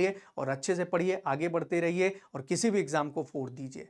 ठीक है, thank you so much to all of you. मिलते हैं अगले सेशन में एक नए उत्साह और नए जोश के साथ। Thank you so much.